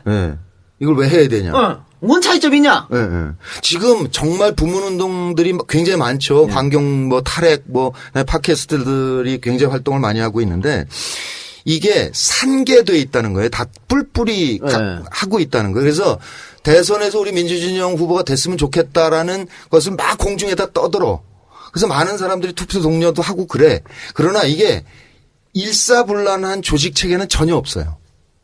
그러니까 지난번 대선 때 시민 캠프라는 걸 만들었거든. 문재인 후보 쪽에. 민주 캠프는 당이 한 거고 미래 캠프는 정책을 생산한 데고 시민 캠프는 시민 참여를 받아들였는데 시민 네트워크들 중에 짱들이 모여가지고 공동위원장으로 수십 명이 앉아 있는데 발이 없어. 실질적으로 움직일 사람이 실질적으로 움직이는 게 전혀 없었던 거예요. 그러니까 2002년 때는 어떻게 됐냐면 민주당이 공조직으로 움직이고 있는 반면에 굉장히 나이가 들은 정당이었단 말이에요. 그러니까 노사모라는 시민 조직과 개혁당이라는 인터넷 정당이 그게 세계 최초였는데 당시에 그게 같이 움직인 거예요. 각자. 그러니까 세 개의 조직체가 일사불란하게 움직인 거죠. 서로 도와가면서. 그래서 성공할 수 있었다는 거예요. 근데 지금은 그게 없는 상태에서 12년 대선을 치렀던 거거든요. 그러니까 평소에는 넓은 운동장에 이 안에 이를테면 EJ 팬클럽이 들어와서 앉으면 돼요. 그다음에 환경 운동하는 사람들 앉으면 돼. 거기서 그 안에 네트워크를 만들어서 앉아서 놀아. 수백 개가 놀아 따로. 각자 취미 활동하고 놀아. 그런데 단 하나 이거는 민주진보 지향이다. 새누리당의 확산을 막는 사람들이 모인 곳이다. 라고 해서 선거 국면이 되면 자 결국은 선거로 수렴되니까 이겨야 될 거 아니에요. 그렇죠. 그러면 대선 때 10만 양병하자 이 안에서 SNS 전사단을 만들자. 저쪽은 돈을 주고 알바단을 쓰잖아요. 일베가 막 거짓 뭐 온갖 왜곡된 정보를 쌓아놓으면 그걸 알바단이 막 퍼날라가지고 어지럽히고 논쟁을 해나간단 말이지. 그러니까 이거를 꼼짝을 못하는데 이 안에서 10만 SNS 전사단을 만들고 그다음에 오프에서 한 10,000명 정도가 오프에서 뛸 수 있는 조직 체계를 만들자. 이 안에서 자봉단을 쫙 모아가지고 이 운동장 시민의 날개 운영진과 함께 당과 협약을 맺어서 같이 활동할 수 있다는 거죠. 지금 민주당 경우에는 매우 안타깝지만 완벽한 콩가루잖아요. 네. 저게 나아질 가능성이 전혀 보이질 않아요. 그러니까 방법은 대선 후보가 선출됐을 때 그때까지는 여러 후보가 다 우리의 자산이니까 막 응원해. 그러다가 정해진 절차로 후보가 뽑힐 거 아니에요. 그때 그 후보가 정책을 만들고 조직화하려고 해봐도 이미 늦어요. 만들어질 수가 없다는 거지. 그걸 미리 좀 하자. 미리 모여서 준비를 하고 있다가 후보가 되는 순간 그와 함께 쫙 가자. 자, 두 번째 질문. 네. 문제는 저는 갈등인 것 같은데. 뭐 지금 재정파 모든 정파가 모이자 그랬으니까 분명히 모이면 누구가 후보가 된다, 누구가 후보가 된다, 각자 주장하는 사람도 있을 거고, 거기서 뭐 치열한 토론 논쟁이 있겠죠. 다만, 그렇겠죠. 이게 문성근이 제안했으니까, 네. 또, 친노, 문재인 쪽으로 가는 거 아니야라고 의심하는 사람이 있을 거란 말이죠. 네. 아니, 그러니까 제안단에 보면 이게 초정파여야 된다는 걸 절감했기 때문에 참 공을 많이 들였어요. 그래서 지금 이 안에 진중권 선생, 네. 강기갑 선생 들어와 계시고, 그다음에 누구라고 딱 얘기하긴 그런데 지난 대선 때 안철수 후보를 지지했던 많은 분들, 중요한 분들을 일일이 섭외를 했어요. 이거 같이 하자. 같이 하자. 근데 그분들 중에서 이게 인터넷 SNS 시대에 왜 직접 민주주의적 요소를 민주주의에 들이지 않느냐. 이거 해야 된다. 풀뿌리를 강화해야 된다라고 말씀하신 분들을 대상으로 해서 같이 합시다. 이건 초정파고 어느 후보가 되든 상관없다. 그건 정해진 절차로 뽑힐 때니까 네네. 각자 응원을 하되 뽑힌 다음에 함께 가자. 네. 그래서 제안을 드렸는데 최태욱 교수는 동의를 했어요. 네네. 혁신위에 들어가 보시죠. 그래서 하는 수 없이 이제 여기 이름은 못 넣었는데 네네. 몇 분들은 참여를 못 하시겠다고 연락을 했죠. 그러니까 이게 운동장을 이렇게 만들어서 50만 100만이 모였다. 근데 어떤 한 사람이 특정 후보나 특정 정당으로 몰아가려고 한다 그래서 이게 되질 않아요. 힘든 얘기지. 절대로 이루어지지 않아요. 그 순간 깨져요. 네. 그러니까 새누리당의 확산을 막는 민주진보 지향이다. 라고 해서 모이고 그다음에 이 안에서 후보를 놓고 싸우잖아요. 논쟁을 싸우잖아요. 그러면 이러지 말자. 그러니까 아예 금지를 하는 게 맞다 그래. 그러니까 맞다고 생각해요. 그러니까 후보별로 정책에 대해서 얘기하는 것이 어떤 게 좋으냐라는 논란은 가능해. 그런데 개인에 대한 호불호나 등등 인상 비평으로 싸움을 하는 거는 전면 금지를 시키는 게 바람직하다고 생각해요. 왜 그러냐면 후보 단일화를 하든 또는 경선을 거쳐서 한 후보가 뽑히든 간에 경쟁을 하면서 서로 쌓인 감정 때문에 나중에 지지자 통합이 안 돼요. 안 되죠. 예. 후보 통합은 돼도. 그러니까 지지자 통합까지 되려면 일정 룰을 정해서 인상 비평으로 쌈박질하지 말아라. 아무런 의미가 없다. 지금도 사실은 제안 설명회를 다니는데 제일 난감한 게 그거예요. 그러니까 후보를 놓고 생각해 자꾸. 네네. 그런데 지금 17년에 후보가 누가 되느냐는 17년 그때 가서 국민들이 결정할 거거든요. 네. 근데 지금 누가 되는 걸 갖고 싸우고 있으면 어쩌겠다는 거예요. 그러니까 바닥 조직이 하나도 없어. 우리는 풀뿌리 조직이 하나도 없는 상태에서 장수 갖고 싸우고 앉았는 거예요. 이러지 말고 여러 장수들 다 우리의 자산이니까 다 잘 되기를 바라고 응원해 주되 우리는 풀뿌리를 갖추자. 그래서 이걸 조직을 만든 다음에 뽑힌 후보와 함께 가자. 미리 이런 준비하자는 거예요. 얘기잖아요. 그런 거죠. 네. 근데 걱정이 되는 건요. 지금 말씀하신 것처럼 여기 있고 저기 있고 이렇게 산계돼 있는 모든 이렇게 단위들을 한 곳에 모아준다라는 것까지는 동의가 되는데 지금도 사실 그렇게 되어 있어요. 각 단위별로 뭐 어느 포털이라고 얘기하기는 그렇지만은 다 그 포털 안에 보면은 후보가 됐든 아니면 단위가 됐든 다 모여서 다만 이제 그 사람들이 활동하는 방식이 아까 말씀하신 것처럼 되게 옛날 방식이죠. 내려가 버렸죠. 근데 지금 온라인 플랫폼이라고 한다면 두 가지가 우려가 되는 게 그 사람들이 여기 처음에 어떻게 진입을 할 것인가. 네. 진입을 했을 때 지금 여기는 뭐 가제니까는 뭐 아까 뭐 니네도 와서 한 자리 해라고 하셨지만 그렇게 되면은 뭐 나중에는 이렇게 관리가 필요할 정도의 조직이 뭐 등급이 생기겠죠. 그리고 또 하나 2017년까지 가려면 이런 커뮤니티 기능을 우선할 수 있는 앞설 수 있는 컨텐츠가 분명히 존재를 해야 돼요. 그렇죠. 컨텐츠가 있어야 사람들이 그 컨텐츠를 바탕으로 해서 훨씬 더 충선으로 요구받으니까. 그리고 그렇게 되면 거기다 재미가 있어지면 외연 확장이 거기서 발생을 하겠죠. 그러니까 근본적인 문제인데, 근본적인 질문입니다. 이 플랫폼을 어떤 식으로 만들겠다는 겁니까? 그러니까 여기 이어져서 답변을 좀 해주시기 바랍니다. 이게 들으시는 분은 그 시민의 날개를 검색하시면 홈페이지가 뜨거든요. 그럼 자료실이 있습니다.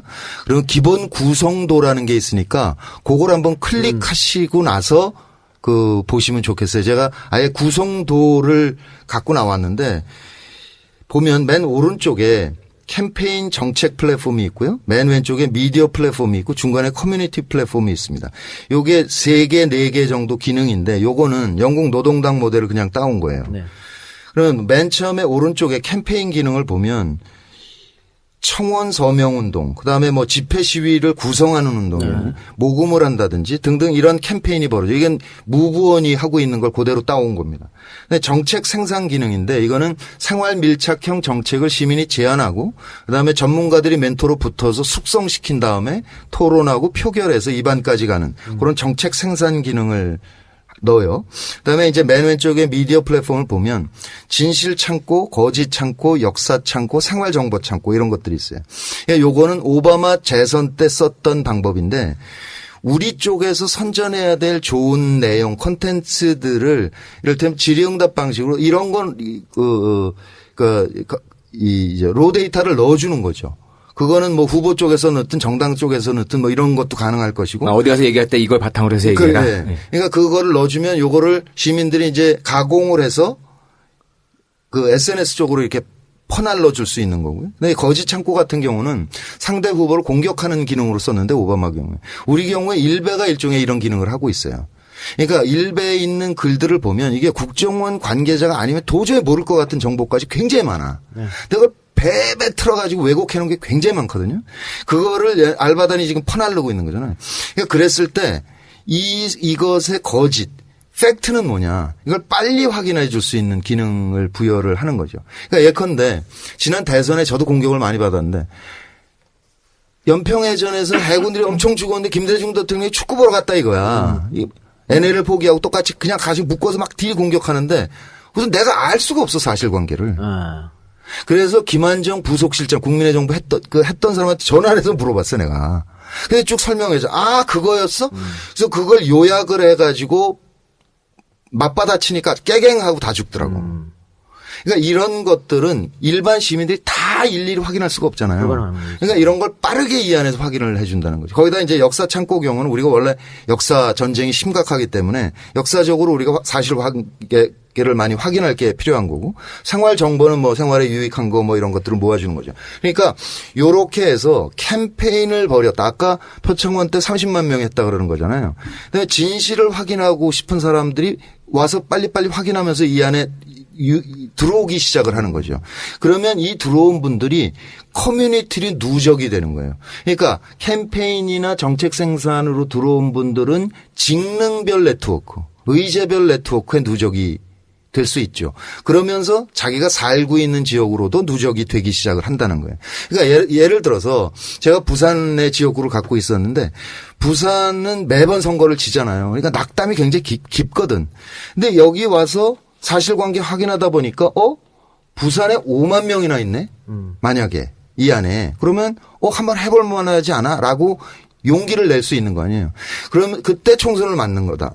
맞는다 치자 말이죠. 그러면 자 선거는 이겨야 돼. 그러니까 민주 진보 진영의 단일 후보를 위해서 우리가 자봉을 합시다. 2시간 할 사람, 8시간 할 사람 이게 붙자 이거야.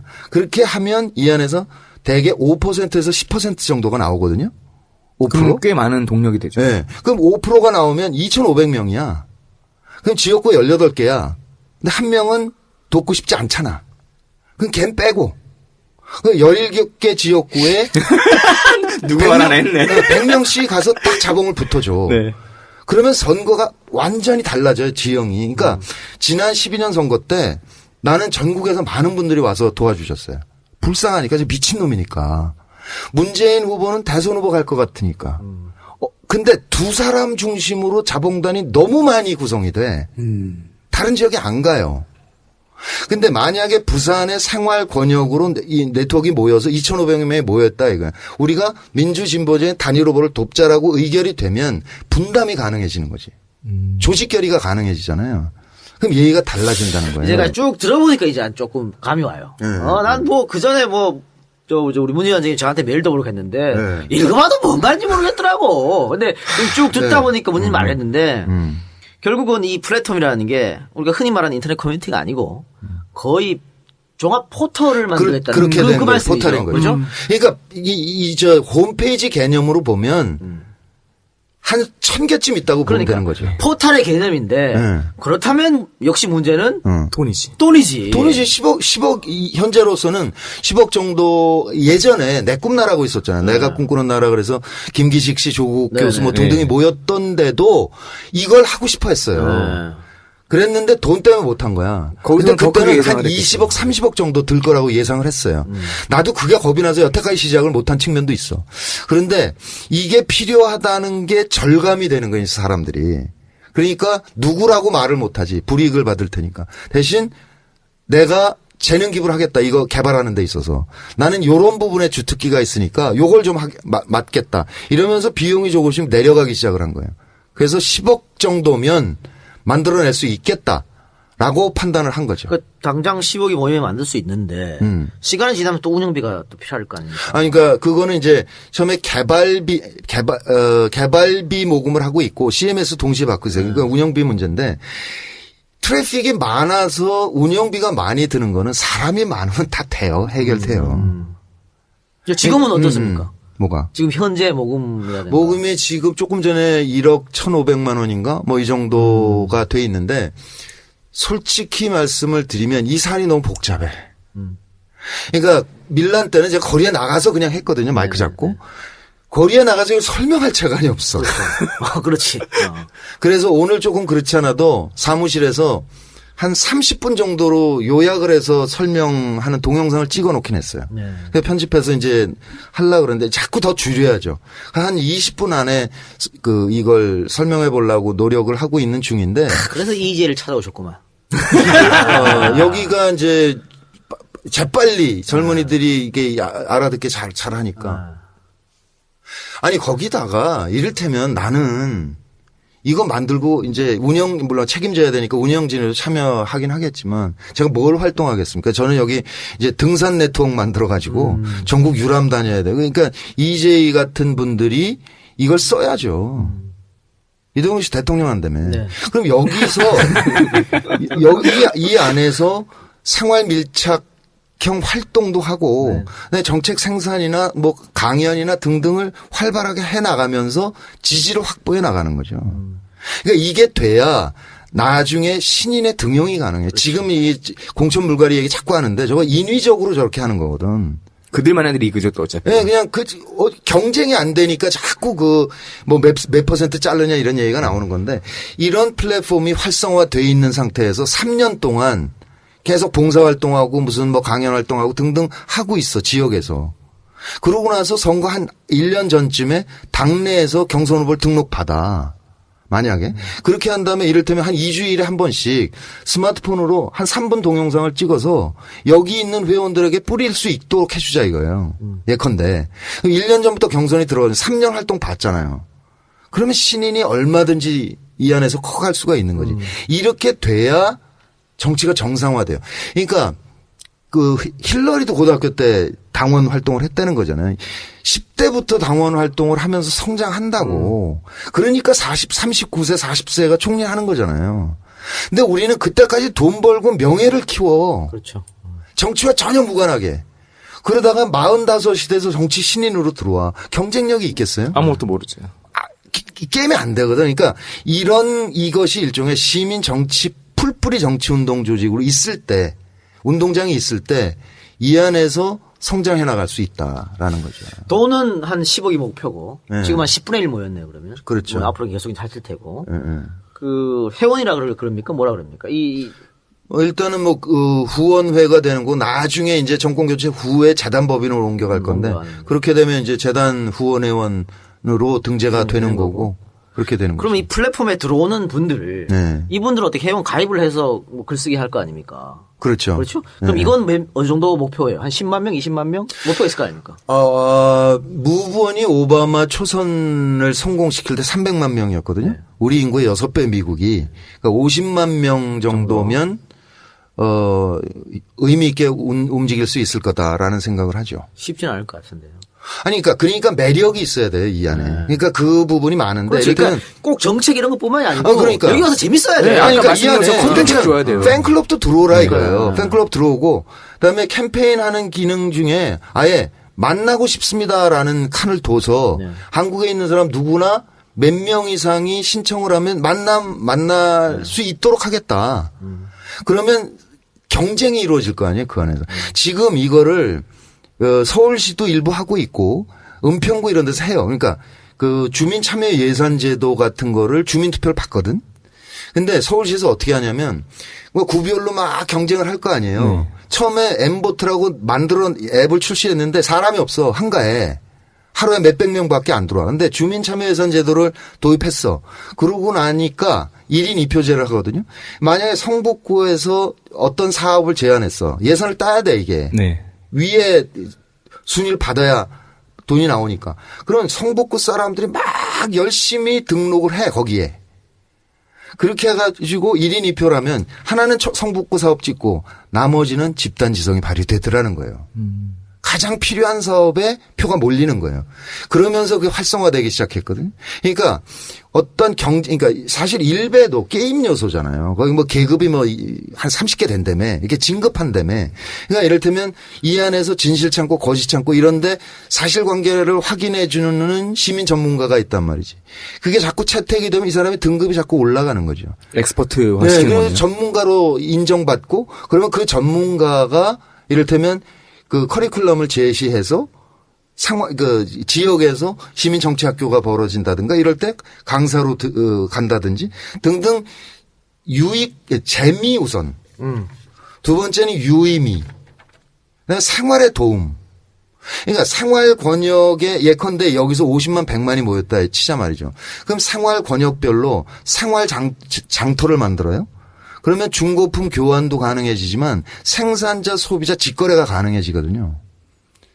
그러면 이게 좋잖아. 내가 돈이 덜 들잖아 여기서 놀면. 그렇죠. 거기다가 이를테면 지금 뭐 어디 이거 포탈에 있는 난 등산을 무지하게 좋아하니까 그러면 4050 뭐 이런 그 등산 클럽이 있어요. 그거 모여서 가요. 늘 등산을. 근데 가면 뭐 저 이재희 씨, 뭐 나비님 뭐 이렇게 얘기하거든. 단 한마디도 정치 얘기를 못 해. 싸움이 나니까. 아무래도 그렇겠죠. 그렇잖아요. 근데 아예 이 민주진보지향 산악회야. 꼬리 낄 게 뭐가 있어. 편안하게 놀다가 뒤풀이하면서 잠깐. 그런데 상황이 이렇게 벌어졌는데 당신 생각은 뭐요? 우리가 어떻게 힘을 모으면 도움이 될까? 얘기할 거 아니야. 이게 힘인 거죠. 그러니까 해봤거든 노사모 때 개혁당 때. 그런데 문제는 팬클럽에서 멎었다는 거예요. 요게 의제형까지 가주지 못했다. 그러니까 팬클럽, 재미 등등을 많이 해서 사람들이 즐길 수 있도록 하되 일단 유사실, 전투 국면, 전쟁 국면에 들어갈 때는 자, 어깨 걸고 싸우자. 그 지금 여기 1차 제안단이 36명 네. 문 위원장까지 포함해가지고 네. 문 위원장이 지금 굉장히 열성적으로 하시는데 네. 나머지 35명 네. 이분들이 정말 열의를 가지고 참여한다고 약속을 한 겁니까? 이름만 넣어놓은 겁니까? 그러니까 제가 얘기 드리는 이 방안에 대해서 동의를 해 주신 거죠. 동의를 해 주셨는데 이 안을 사실은 저는 2010년부터 얘기했잖아요. 그러니까 국민의 명령이 통합운동이라고 느껴지지만 사실은 정당 혁신을 통한 통합이었거든. 그러니까 이 얘기를 제가 계속 해왔기 때문에 일단은 이런 프로그램에 나와서 말씀을 드리는 거는 제가 하는 수밖에 없어요. 지금까지는. 근데 그 이를테면 SNS나 등등으로 많이 응원을 하고 그러고 계시죠. 그러니까 제가 이 얘기를 왜 말씀드리냐면 지금 1차 제안단 36명이 각계각층의 이제 명망가들이 올라와 있지 않습니까? 네. 근데 사실 일반 시민들이 먼저 앞서서 움직이기가 쉽지 않거든요. 그렇죠. 이런 리더들이 먼저 움직여줘야 따라오는 거예요. 예를 들면 우리 이재도 마찬가지입니다. 자, 뭐 이재 팬클럽 여러분 혹은 뭐 이재를 뭐 애청해 주시는 여러분들, 자, 문 위원장이 이렇게 말했으니까 괜찮은 거 아닙니까? 같이 가주세요. 이것보다 우리가 저희부터 가겠습니다. 이건 달라지는 거거든 사실은. 그렇죠. 그래서 제가 여쭤본 건데 여기 앞에 1차 제안단이라고 그랬으니까 계속 이거 늘어난 겁니까? 그러니까 지역별로 왜 우리한테 연락 안 했느냐 뭐 이런 얘기들을 당연히 들어요. 그러니까 평소에 풀뿌리를 강화해야 된다는 의견을 이래저래 밝힌 분들 중심으로 연락을 드렸으니까. 그래서 일단은 제안단이고 지역별로 추진단을 형성을 하는 것. 이것은 대대적으로 환영을 하고 하는 입장이죠. 그래서 이를테면은 한 20-30명이라도 모일 수 있다면 이게 아직 국내에 없는 운동을 하는 거잖아요. 미국은 했고 유럽은 하고 있지만 그러다 보니까 좀 생소하게 느껴지는 분들께는 직접 찾아뵙고 내용을 말씀드리려고 하고 있고 지금 이미 시작을 했죠. 하나 걱정되는 건 네. 아까 말씀드린 것처럼 커뮤니티 쪽에서 아무리 강화가 돼봤자 그건 한계가 있거든요. 커뮤니티에서 갖는 양적인 한계도 있을 거고요. 제일 중요한 거는 결국에는 플랫폼 싸움인 것 같아요. 안에 플랫폼의 컨텐츠들. 네, 그렇죠. 컨텐츠에서 충성도를 계속 유발을 시켜줘야 사람들이 그것만 보고도 더 큰 거는 싸움이 안 납니다. 그것만 보고 있어야지. 그렇죠. 지금은 어떻습니까? 이 안에 지금 이제 만들어졌지 않습니까? 주소가 홈페이지가 포털이 만들어졌는데 지금은 어떤 아까 그 말씀드렸던 구체적인 세부적인 컨텐츠는 없을 거 아니에요. 지금 그렇죠. 아직은 없죠. 그러니까 일단 그 내년 4월에 국회의원 선거가 있으니까 급하잖아요. 그래서 일단 2억이 모이면 캠페인과 조직 커뮤니티부터 만들려고 그래요. 먼저 하겠다. 먼저. 그래서 제일 먼저 할 게 총선에 투개표 감시단을 반을 달라. 정당권과 협의를 해서 그 지금 유권자들이 너무 불신이 깊거든요. 그러니까 그 제 정당에게 다 할 수 없는 지역이 있으니까 시민과 함께 가자. 그런 캠페인부터 시작하려고 그래요. 그래서 당장 그렇게 해서 지역에 누적이 되면 지역분들 중에서 자연스럽게 자봉단이 형성된다든가 이것이 1차적인 사업이고 그다음에 돈이 좀 더 모이면 그다음에 이 미디어 플랫폼을 만들어서 이 사실관계 확인 빨리 하고 뭐 등등을 만들 것이고 그다음에 마지막 10억까지 다 모이면 정책 생산 기능과 DB 센터를 만들려고. 이 DB 센터를 만들면 이 안에서 그냥 자동적으로 빅데이터가 생성이 되기 시작합니다. 그러니까 우리에게 대단히 유용한 정보들이 많이 만들어질 것이고 그다음에 즉시 여론조사가 가능하기 때문에 이 안에 벌어지고 매일같이 벌어질 수 있는 여론조사나 등등의 결과를 보고 싶어서라도 자주 찾아올 수 있게 그래서 여러 가지 매력 요소를 둬야 그래서 되는 제가 거죠. 이제 문의드린 게 그런 거거든요. 네. 지금 아무것도 안 돼 있으면 예를 들어서 뭐 거기 들어갔는데 뭐 볼 것도 없더라 이렇게 해버리면 동력이 떨어지니까. 그렇죠. 예. 그래서 돈이 모이는 즉시 뭐 새롭게 모으면 안 되겠다. 예, 그렇게 되는 그 생각인데 그렇다면 이제 이 10억이라는 돈이 빨리 모으는 게 엄청나게 중요하다. 그렇죠. 그럼 후원을 어떻게 해야 되는 겁니까? 지금 그 홈페이지에 보면 이제 계좌가 쓰여져 있습니다. 농협과 외환은행 이렇게 두 개 만들어 놨는데요. 번호 읽어드려요? 네, 읽어주세요. 농협은 356-104-4662-4662-83입니다. 한 번 더 하면 356-104-4662-83. 그다음에 외환은행은 620-246867-797. 한 번 더 하면 620-246867-797입니다. 그 금액의 제한은 혹시 있습니까? 최저 뭐 최고 이런 거 없습니다. 그건 전혀 없고. 예, 1,000원, 5,000원 이렇게 넣으신 분도 있고, 1,000만 이렇게 넣은 분도 있고, 자, 뭐 1억도 좋고. 일시 후원 1억이요? 아니, 그러니까 이자가는 얼마나 늘릴 거예요? 저는 이자가는 진짜. 이자가는 1,000만 원 정도 해야 되는 거예요. 아니, 대통령 하겠다는 사람이 이게 미리 투자를 해야지. 여기 일시 후원하고 CMS 후원이 있는데 네. 이 뭐가 차이죠? 일시 후원은 이 개발비를 모으는 거고, 그다음에 개발된 다음에 운영비가 필요하잖아요. 네. 그러니까 직원들도 필요하고 그러니까 운영비를 매월 CMS를 얼마나 하겠다. 둘을 동시에 하실 수 있게 그렇게 열어놨습니다. 알겠습니다. 그러면 우리 저 이제 이름으로 100만 원 하겠습니다. 100만 원? 네, 100만 원 하겠습니다. 이거는 저기 우리 조합이 아니고 우리 셋이. 셋이? 셋이에서 하도록 하겠습니다. 우리 셋이 하는 게 너무 많은데 이거. 아니, 아까 나 저 문선배가 나 보자마자 당신 밖에 나가서 벌어서 여기다 다 쏟아 묻지 그러더라고. 저희가 쉬운 관계는 아닌데, 저희가 그러니까 그렇기 때문에 저희가 어렵기 때문에 조합 돈은 건드리면 안 되고, 그건 그렇죠. 당연한 거고. 그렇죠? 예. 저희가 세 명이 각출을 해서 네. 100만 원을 이슈원하도록 하겠습니다. 그렇게 해서 돈이 모으면 뭐 빨리 모여야 뭔가 되니까. 그렇죠. 4주 정도면 2억에 갈 수 있을 것 같고요. 그럼 빨리 이제 캠페인부터 만들도록 하겠습니다. 결국은 늦었다 그러지만 총선이 중요하니까. 그렇죠. 1차 목표는 총선인 것이죠. 그렇죠. 그리고 2차 목표는 대선인 거고. 하나 여쭤보면 이게 마지막 운동이다 이런 얘기를 했어요. 그리고 또 다음 총선에 불출마하겠다. 근데 저번에 저랑 인터뷰했을 때는 총선에 나갈 것이라고 말씀하시고. 나가려고 그랬죠. 끝까지 나가려고 그랬는데. 그거 한 6개월 사이에 바뀌셨습니다. 이게 초정파여야 된다는 거는 처음부터 알았고요. 그러니까 이게 기획단을 운영하면서 연구하니까 이건 당연히 초정파가 돼야 되는데, 시작을 하는데 이제 제안단이 많이 형성이 되기 시작했잖아요. 근데 질문을 하시더라고요. 당신이 민주당 복당 출마를 예정해 놓은 상태에서 초종파 되겠느냐? 운동이 되겠냐는 거예요. 그래서 처음에 양해 말씀드린 거는 제가 수도권이면 당장 불출마하겠습니다. 근데 이건 부산입니다. 이건 정파와 관계없이 누군가는 나가야 되는 데 아니냐. 그러니까 부산 전체 전략 차원에서 고민해야 되는 부분이라서 그건 좀 양해를 해 주셨으면 좋겠다 이랬는데 이게 이제 정식 출범할 때가 가까워지니까 예의가 달라지기 시작하는 거죠. 그럼 아무래도 나는 빠져야 되지 않을까? 이제 이런 얘기들이 나오기 시작하고 그래서 마지막까지 어떻게든 해보려고 그러다가 고민을 한 거예요. 만약에 양자택일을 해야 된다면 어느 것이 지금 더 중요한 일이냐. 라는 걸 생각해 봤을 때 시민의 날개가 더 중요하다라고 판단한 거죠. 그리고 이거 마지막 운동이다. 더 이상 가지 않겠다. 그동안 계속 시민운동 하셨고 정권을 교체하기 위해서 굉장히 노력했는데 더 이상 하지 않겠다. 이건 뭐 어떤 의미죠? 그거는요. 지금 민주당이 지난 10여 년 동안 정당 혁신을 위해서 부단히 노력을 해왔어요. 그거는 제가 보기에는 김대중의 부재가 문제였거든요. 그러니까 3당 합당 후에 고립되면서 선의의 독재자가 된 거예요. 그래서 일사불란하게 당을 이끌었어요. 일 안 해요? 자르고 영입했어요. 전략국장 내리꽂았어요. 다 당선시켜서 일을 했어요. 그러니까 유권자가 볼 때는 좋아요, 정당이.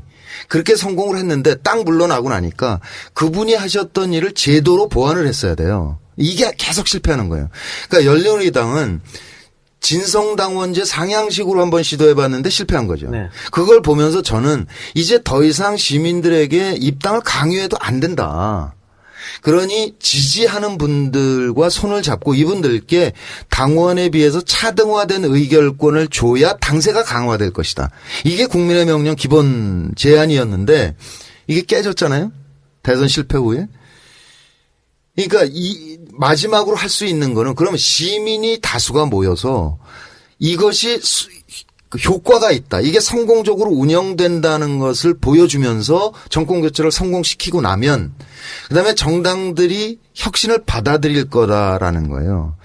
그러니까 이것이 마지막일 수밖에 없는 게 이 이상 저로서는 아무런 아이디어가 없어요. 근데 따지고 보면 미국의 무브원이나 영국 노동당이 변하는 거나 해적당 모델이 유럽에 퍼지고 있는 거나 이게 다 시민 참여형 정당으로 진화하고 있거든요. 이미 성공된 모델이 있는 거네요. 네, 그러니까 인류의 정치는 다 그렇게 바뀌고 있어요. 그러니까 대의 제도가 만들어질 때는 인쇄기밖에 없었던 때란 말이죠. 그러니까 정치인과 시민 사이에 정보량의 차이가 너무 많아. 소통도 어렵고. 그러니까 대의제도를 채택한 거잖아요. 지금 SNS 시대에 정보량은 같고 이 판단력은 집단지성이 더 뛰어난 시대를 맞았다는 거예요. 그러니까 대의제도의 직접민주주의적 요소를 도입하는 거는 당연한 진화예요. 그러니까 2000년도 초반까지는 우리가 세계 최첨단을 걸었는데 이게 거듭 실패하면서 이제 완전히 농경시대로 퇴행해버린 사이. 그 사이에 영국 노동당은 진화하고 있는 거잖아요. 저거 국민의 명령보다 늦은 거거든. 정치라는 그 그러니까 생명이 어떻게 살려면 이렇게 진화를 해야 된다는 말씀이시죠. 우리가 살려면 네. 이대로 가는 수밖에 없다. 그러니까 이 방향을 더 넘는 거는 기술이 더 발전된 다음에 다른 제도가 나올지는 모르겠어. 그러나 인터넷과 SNS 시대에는 직접민주주의를 도입하는 것 이 방법 이외에 다른 방법이 없다. 지금은 이게 맞다. 이게 맞는 네. 거고 이것이 실패하면 나로서는 아이디어가 없다는 거예요. 더 이상. 그래서 생물학적 나이도 많고. 그러니까 내가 만들어 돌 테니까 이 작가 이 박사 놀라는 거야 세작이. 그 여기서 성장하자 이거지. 그래서 빨리 대통령을 하라고. 우선 제가 그 21대 총선에 안동 지역구로 나가기로 했기 때문에 21대가 몇 년이에요? 다음. 다. 내년 말고. 내년 말고 그 다음. 네. 그냥 제 혼자 생각이에요. 시간하게 만들지 마시고. 그래서 이창동 감독도 그 안동 출신인데. 네. 가서 뭐 노면 코스프레 한번 하려고. 알겠습니다. 혹시 또 못하신 말 있습니까? 제가 제안 설명회를 다니면서 진짜 가슴 아픈 게 몇 가지가 있는데요. 하나는 너무 시민들이 낙담하고 계세요. 패배주의에 빠져. 지쳤죠. 네. 정권 교체 가능할까? 이런 의문들을 많이 갖는데 또 하나는 이 조중동이 친노 프레임이라는 걸 탁 갖다 던지면 아수라장이 돼버리잖아 정당이. 아무런 합의도 안 이루어져. 그 프레임에만 딱 걸리면 네. 이 프레임이 지지자들한테까지 간 거예요. 그래서 아주 심한 싸움들을 해. 그리고 계속 17년 대선 후보를 놓고 싸워. 지금부터요. 지금부터 아무런 의미 없는 싸움이거든. 지금은 합의를 해야 지금은 텐데. 다 소중한 후보니까 각자 응원하되 네. 어차피 단일 후보가 뽑힐 테니까 힘을 모으면 되는데 자꾸 싸우고 있다라는 거예요. 그래서 정말 이러지 말자라는 생각이 든다는 거 하나 하고 두 번째는 막 길게 얘기해 30분을 얘기를 하면 그럼 말 되는데 좋은데 근데 너무 이상적이지 않아?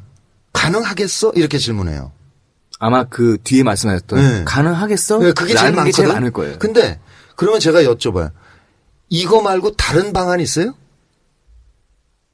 없죠. 정권 교체를 성공시킬 수 있는 다른 방안이 있으면 얘기를 해 주시라. 그럼 나도 그걸 하겠다. 있으세요, 없으세요? 없대.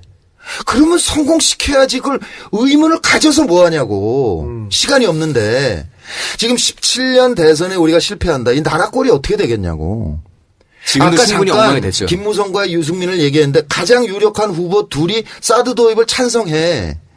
한미일 군사동맹으로 들어가서 종북 프레임을 쓰겠다는 거예요. 그럼 또 지옥 그러면 같은 것도 우리나라가 연장이 앞으로 되는 어떻게 거죠. 되겠냐는 거예요. 그러니까 나는 진짜 고구려가 멸망했을 때 진짜 가슴 아팠잖아요. 초등학교 때 역사 배우면서. 근데 고구려가 왜 멸망했냐. 지금 와서 되돌아보니까 당연히 망하지. 북경을 먹었어야 되는데 못 먹었잖아요. 그러면 그 당시는 국토의 넓이가 국력이야. 군인이 많으니까. 고구려가 멸망한 이래 우리가 1300년을 중국 옆에서 찌그러져 살았어. 뻑하면 일본이 와서 작살내고. 이게 끝난 게 동서냉전이 끝난 1990년부터 미중 쟁패 시대로 들어가는 2010년 사이 20년이 우리에게 최대 호기였어요.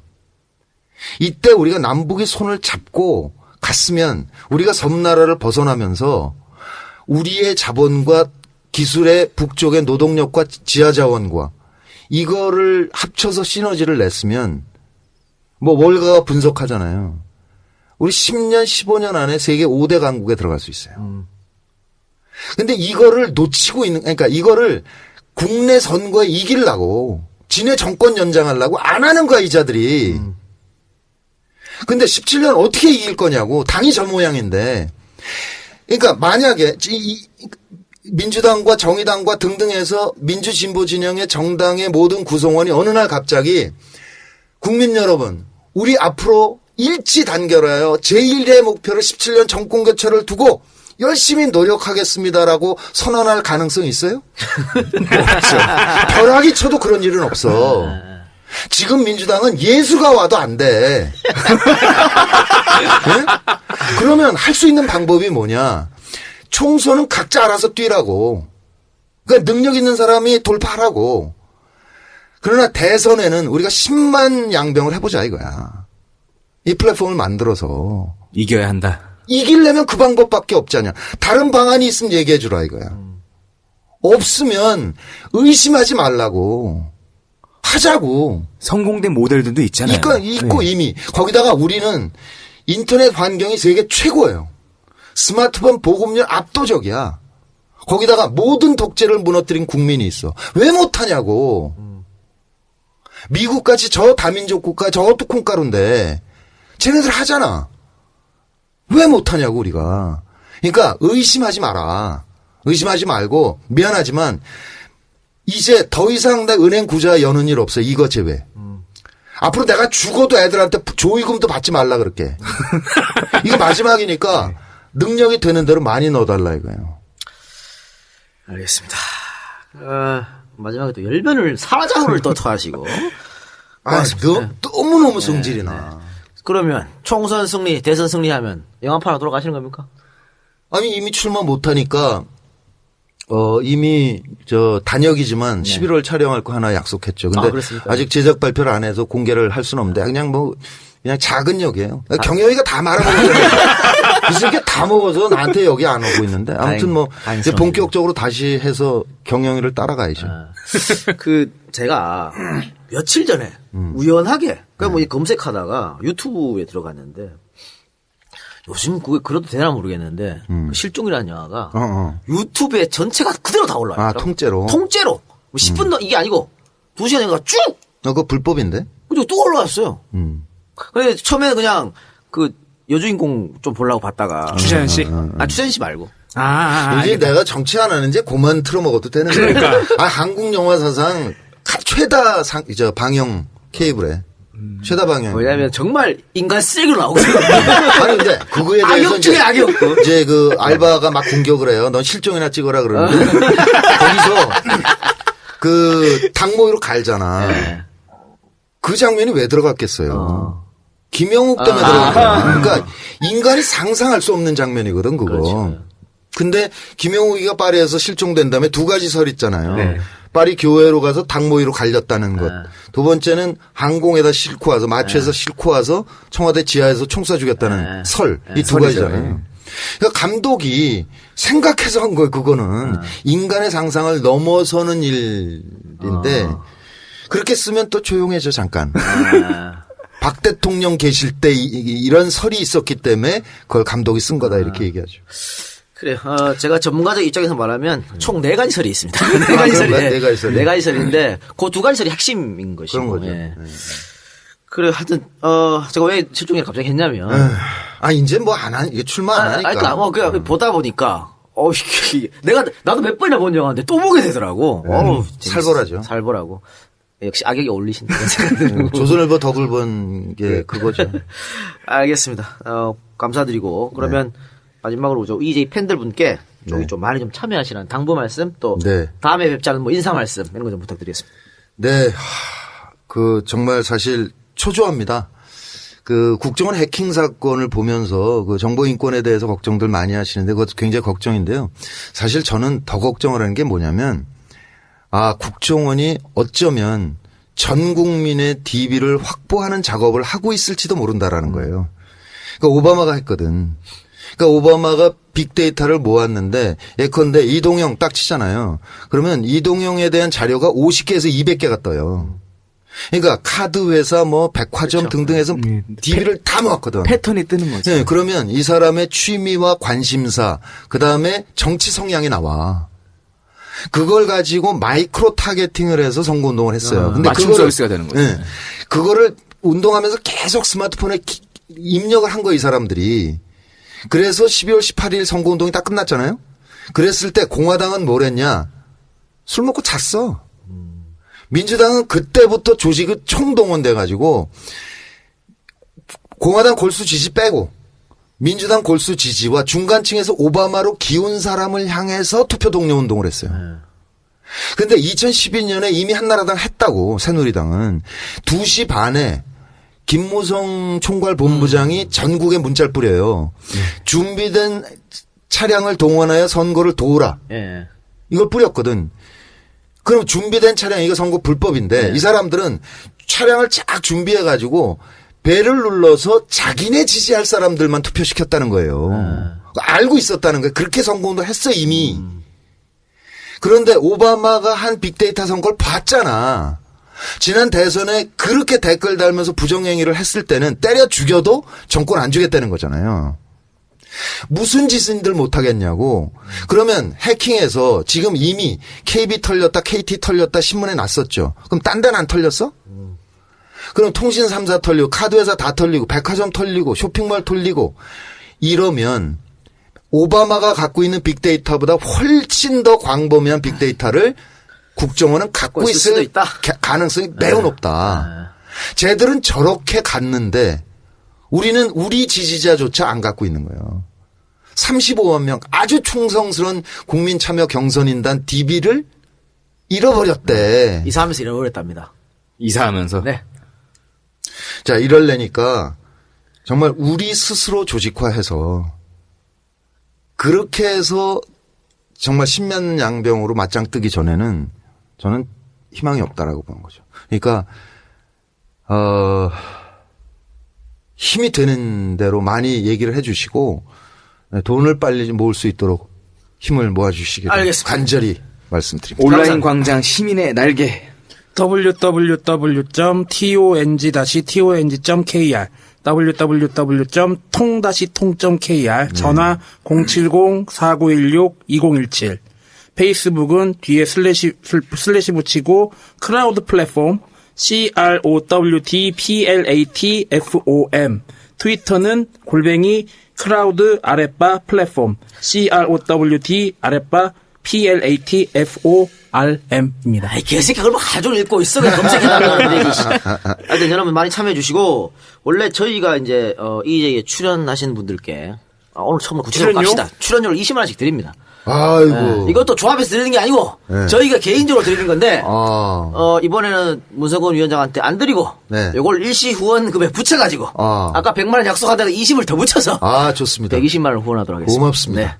오늘 출연해서 대단히 감사드리고 원하시는 거 꼭 이루시기 바랍니다. 아니 그러니까 이걸 빠삭하게 이해를 하셔야 앞으로도 계속 아직 돈이 덜 모였는데 알겠습니다. 더 내주세요. 더 내주세요. 프로그램마다 얘기해 주십시오. 근데 이 작가가요 컴맹이라서 지금도 얘기 잘 몰라요 지금. 그러니까 이 작가를 5분 이내에 설득시킬 수 있는 그런 영상을 만드시면 돼요. 이해했어. 나 이해했고. 알겠습니다. 저희도 많이 도울 때까지 도와드리도록 하겠습니다. 그러면 이번 방송 이걸로 마치고요. 이 박사님, 엔젤 펀딩 소개해주면서 오늘 방송 마치도록 하겠습니다.